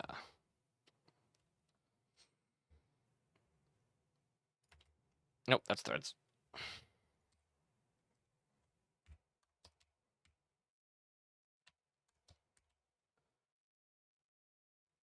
Magnus system. The Magnus system is a planetary system in the United Empire Earth. It was discovered in 2499 and subsequently selected as the headquarters of the UE Navy. Once the center of a thriving industry centered around the UE ends, shipbuilding facilities, the system's economy crashed when the Navy moved their operation to Killian in 2631. Though the system has entered a period of revitalization thanks to Drake Interplanetary establishing their headquarters on and prime production facilities on Borea, its production or its population is low compared to the similarly aged system in the UE. It is made up of a Chthonian planet, which is what?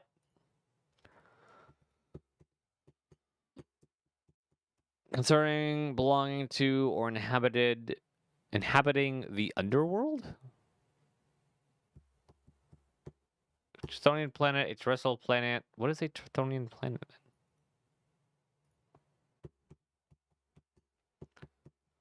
Are hypothetical class of celestial objects resulting from stripping away of a gas giant. Oh, a previously gas giant planet. Now it's just the core. Whatever is the core of a gas giant. A terrestrial planet, a gas giant, and a K-type star. Jeez, that was so hard to say. So we only have very few things. No, just so it's not as in Hellish World, it's as in the underlayer of a gas giant. As far as what I just read, the two sentences.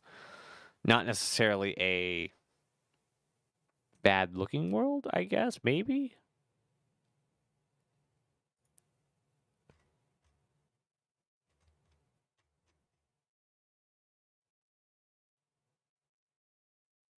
Yeah, rocky metallic core.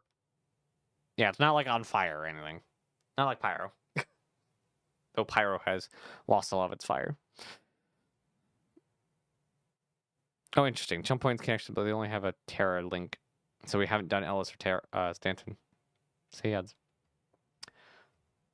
And we only have 3 planets. So I doubt we'll be doing much on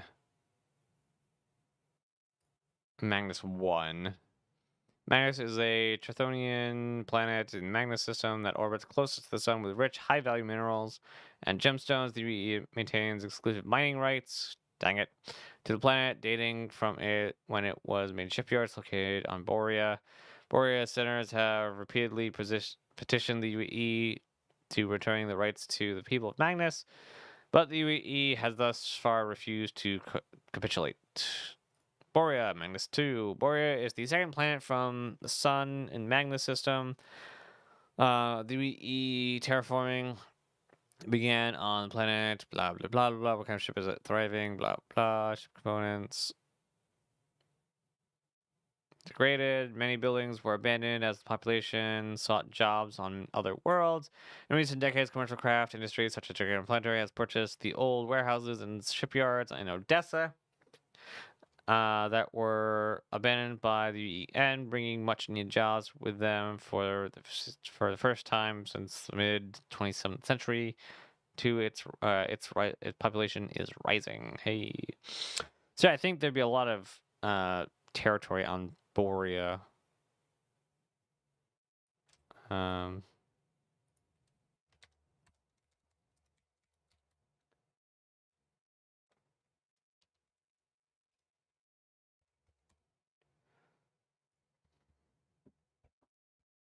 I mean, this is like kind of the images we got of it so far. Not a fun place. I mean, that's on Borea. So that's fun.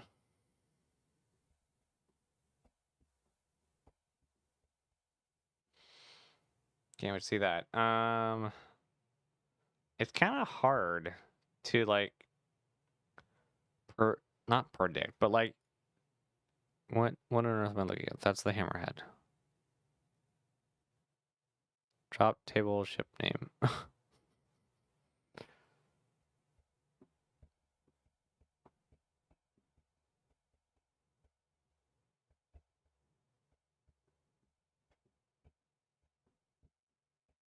How old is this? Jeez.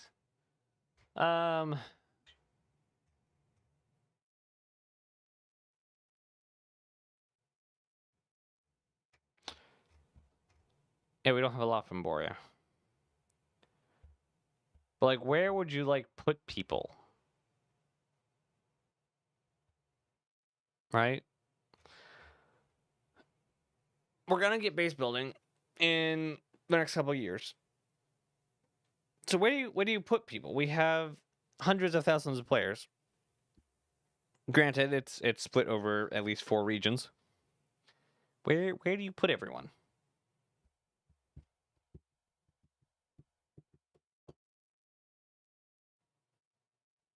And not only that, like resources will also eventually run out. So if they're building a base specifically for mining, eventually they will abandon that base. And granted, again, we will have pyro by the time base building comes out, almost for sure. Because they pretty much know what's in 4.0, I assume. But base building's just getting going. So they pretty much that's beyond 4.0.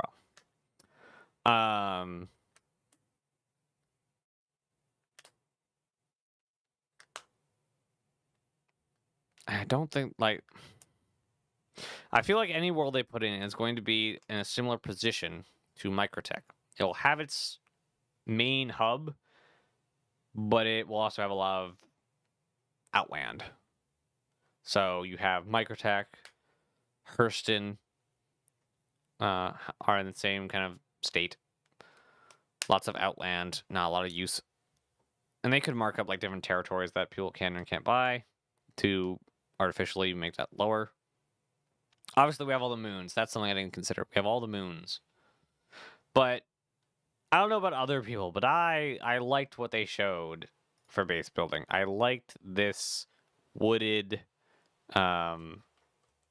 base woven into the whole area. Like, I really liked that.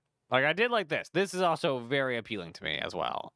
But that's like a coastline. It looks nice. So, I don't know. I'm sorry I went on like such a theoretical, like, can't answer one, but like, where to put players is actually something I'm very interested in how they solve. Also, I need to get me a new Cyclone, because that just looks so cool running across the terrain.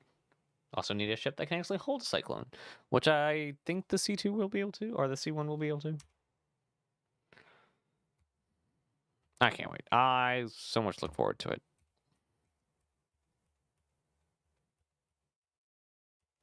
Do-do-do.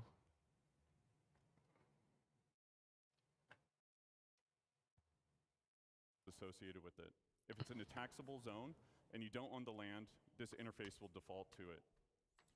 So Hold on, I wanted to hear. it all, and it still works as a mobile base. And we'll talk about some of the more expanded features that we're adding to it in later on. So, and then it's also, we're exploring what can be done in space, not just on the planet. So from here, you set off on your journey. So with the land claim, you put your tool down where you want, you launch the drone that is built into the machine, and then from there, this allows the player to access the base building and also land claim mode. With the land claim modes, the player can actually change the size and position of what area they want to claim, and it also shows you the cost and taxes associated with Neat. it. If it's in a taxable zone and you don't own the land, this interface will default to it. So if you own land or it's in a lawless area, it'll automatically go to base building mode. So with the overhead view of the land, you can actually place down buildings exactly where you want. You can see the resources beneath the surface, and then you can also place multiple buildings before you actually build. So you can see how it will all kind of come together.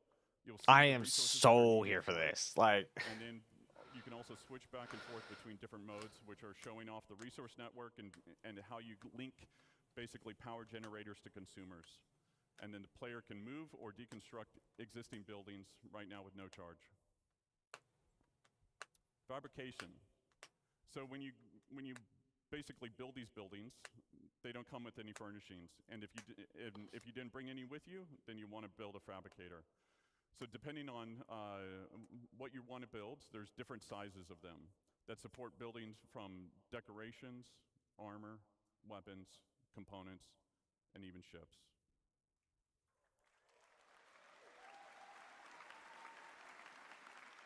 So like base building mode, you need blueprints, resources to craft what you want. I still Everything don't like the fabricated idea is of building produced ships. it produces a physicalized entity. Stats and quality will depend on the quality of the materials actually used. Once you've done that and you've built your decorations, now you can actually fill the room the way that you want to fill it. So furnishings can be purchased at different locations, or they can actually be fabricated. You can do that via first person or in a dedicated mode in the surveyor's tool. With that, you've got different types of buildings. So you've got utility Storefronts, style, which yeah, would be garages, cool. freight elevators, landing pads, storefronts. And then you've got extractors. So with extractors, we want to make sure that nothing in regards to resource gathering is fully automated. A level of player engagement is always needed. So as Nick talked about before, there are different types of commodities, radioactive, perishable, etc. What you'll be doing is pulling out full containers. Then from there, it'll be repairing, or there's wear and tear associated with it, or even misfires like you saw in Thorsten's talk and Guillermo's talk yesterday. There's also upgrade paths for making them more efficient or resilient. Power generators. So with different types of power generators, there'll be some that are more cost-effective as well as effective in different areas. I do actually really like this. It's like dirt and rocky, very Icelandic, very Icelandic terrain. Geothermal station. Generators will need to be filled up every now and then batteries to store excess power. Then you've got producers. So things that will require the players to combine different resources to produce new items. And then you've got defense. So anti-air, anti-personnel, and then shield generators. And then the big one. We start development Q1. So that's me. Thank you all. Thank you for I cannot wait till the ISC after they start. That's gonna be great. It's gonna be good. It's gonna be good. I just Not sure about the whole building ships. I like everything they said. Like it so, and I've actually thought of this. I'm gonna make a video about this, so it's gonna hopefully be spread a little more. If they make other like specific ships you have to build, and I want to run this by a couple of other people. Like you're not gonna be building anything from other people, but you're gonna be building fabricator ships, not constellations, Zeus's. That's both RSI. Like C2s, Krakens, and things. You're building buildable ship space large, like whatever the heck they want to name them. They're specific blueprints, specific models to be built from fabricators. I don't think I'd mind that a lot because they will be inherently cheaper because they are more popular. They can easily go places. Like I don't even want people building Auroras or Merlins, Nomads. Nomads, but I'm thinking small, like Mules, PTVs, STVs, Nox, Dragonflies. I don't want people building other company ships. So I'm hoping that this is a blueprint system that exists outside of basically the rest of the game, where it doesn't interfere with the, like, I guess I've already said, like, it doesn't use real ships. It uses specific fabricator ships. Juffy, what are you doing? Other than being obnoxious.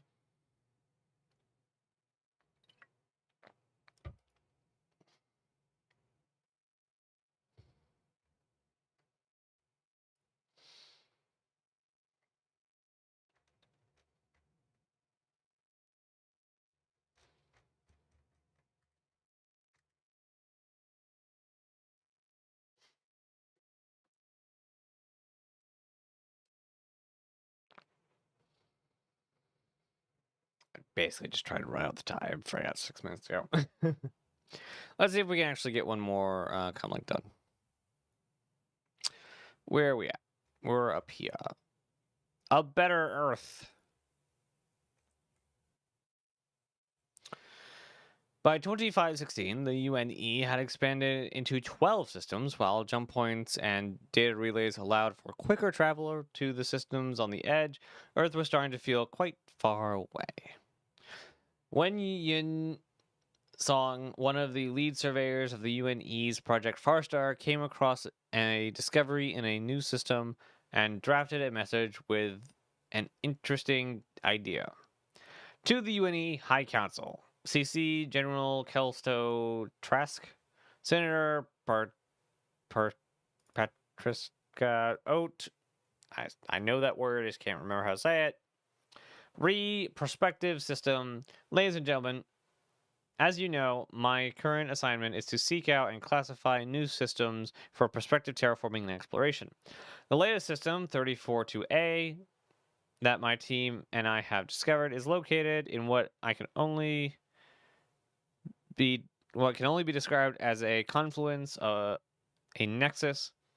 We have already discovered 4 jump points in addition to the one we entered through, so 5 jump points so far, with the possibility of a 5th on the horizon. I am attaching a current map of the system in question with zones still left for scanning, as well as the already discovered jump points.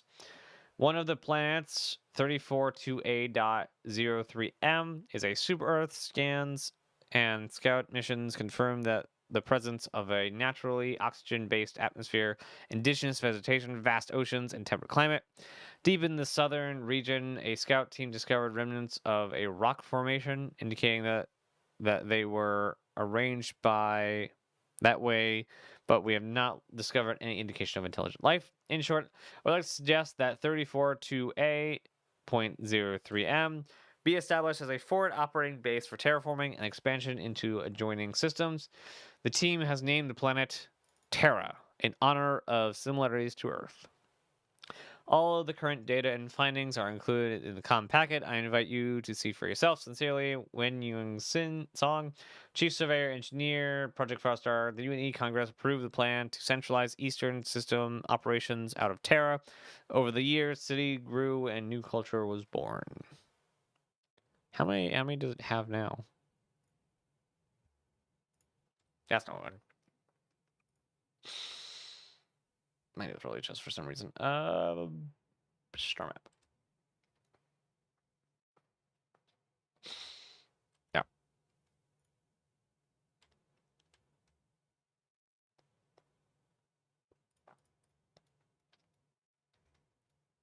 One, two, three, four, five, six, seven. Wow.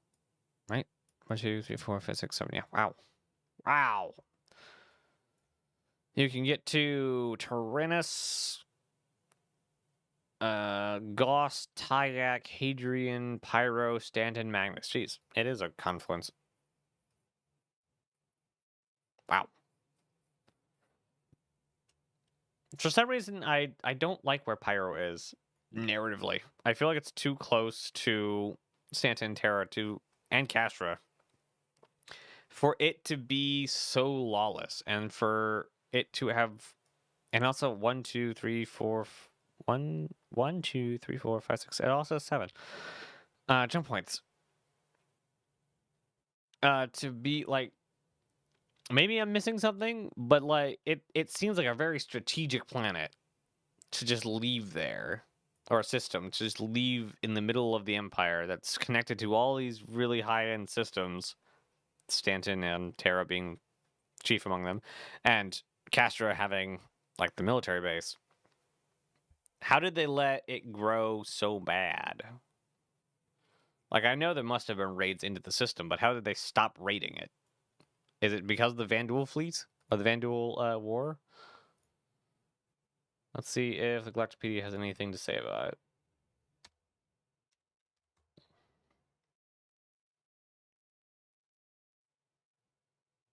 They don't. Yeah. The Pyro system is not something that they've outlined. Okay, well, we can do the old Galactopedia, aka the Comlink.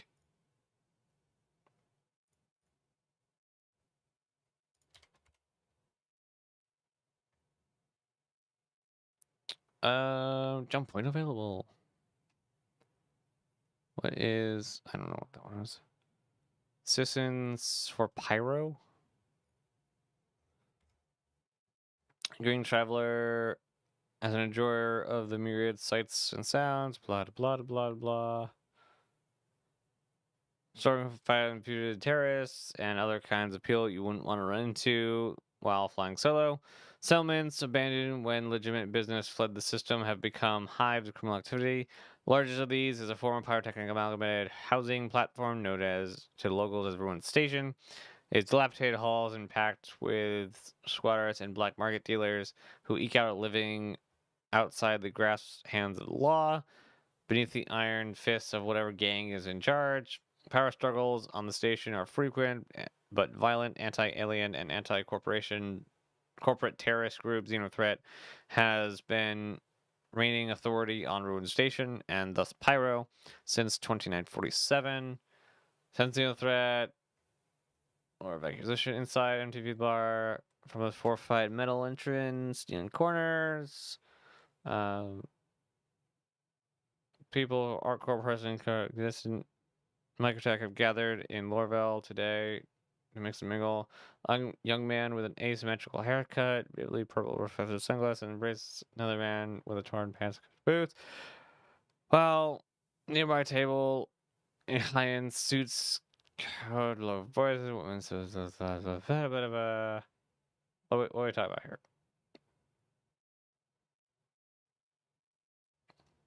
I just want to know why the Navy hasn't moved in.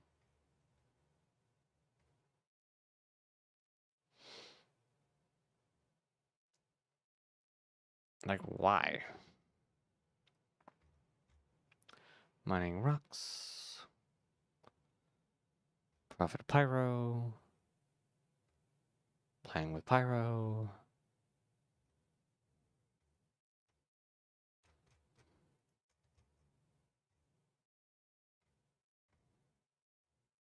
Dying Star. That Chaos Rain.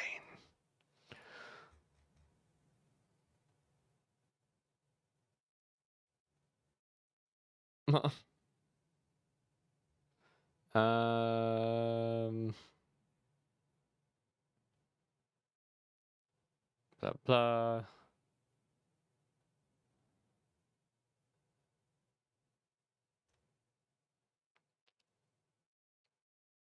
This has nothing to do with what I'm talking about.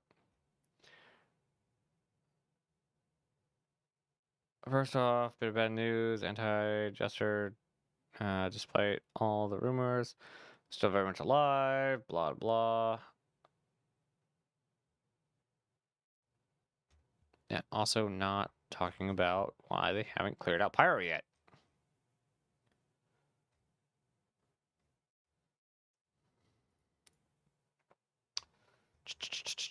Up now, the show of independent blah blah blah blah. Good. Back in the sky, blah blah. Let's visit Stanton. Railway incursion, the Xeno threat forced the government to mobilize civilian defense force. The people of Stanton responded to help send the would-be invaders back to Pyro. Joining us, Special Agent Dooley. Coordinated CPF. Knowing we disagree a bit during your last appearance over the certain CDF policies. All good, wasn't the first time I've been in a fight. It was quite a situation faced on Stanton. Mind breaking down what happened. Figured our audience would appreciate. Allied forces who self-identify as Xeno threat illegally access public displays to broadcast a threat against the UAE and the system. Shortly thereafter, the Stanton convoys were ambushed en route to Terra. Xeno threat prepared. Blah blah blah blah. We already know what happened. And it's crazy how these criminals are getting.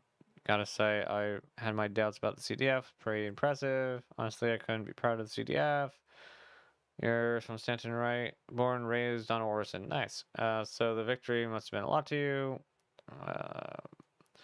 Would imagine so. Now, after we booked you on the show, I put a call out to any participants in the Stanton experience. Mind if we go through a few of these? Not all. Great. Well, there was a lot of hate for Xeno threat. And everything stand for. Most folks are happy that they're gone. Ask kick those guys out of the system.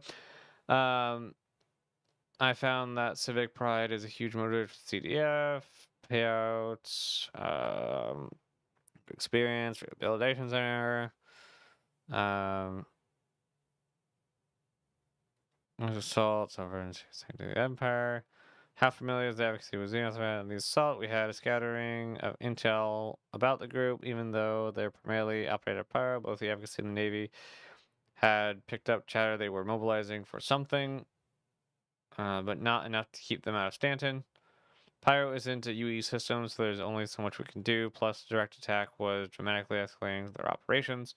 Let me throw you another question from one who was there. Do you believe the CDS is sustainable? Not sure. I understand the question. This person wrote a few very dense paragraphs about their thoughts and the experience. Blah blah blah. I just want to know. Law enforcement will remain also for light defense. No enforcers were around to stop what happened in Stanton. Isn't that why the CDF was deployed? That's an oversimplification. The Navy assets were present but needed further support. No one showed up from the CDF. How long before the advocacy of the Navy could have helped? It depends on several factors. Next time, I'm saying that the Xeno threat is still out there.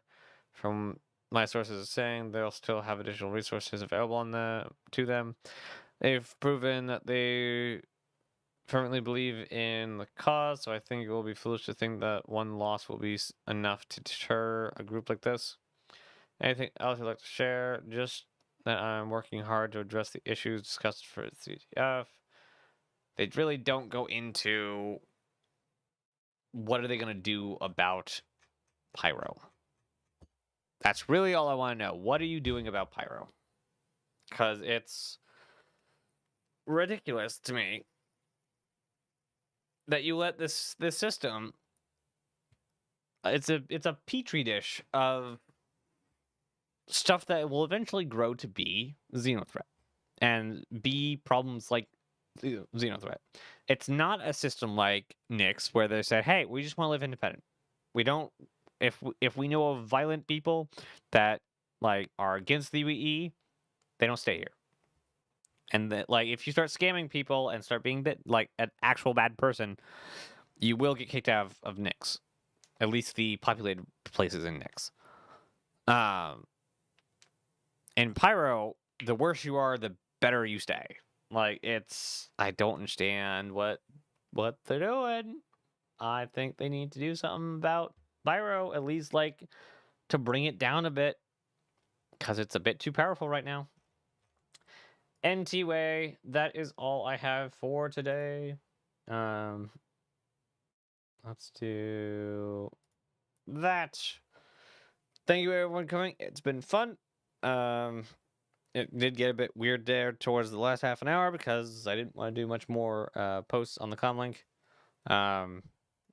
But we'll be back next week with more history, more origins, and whatever it is you guys have questions for.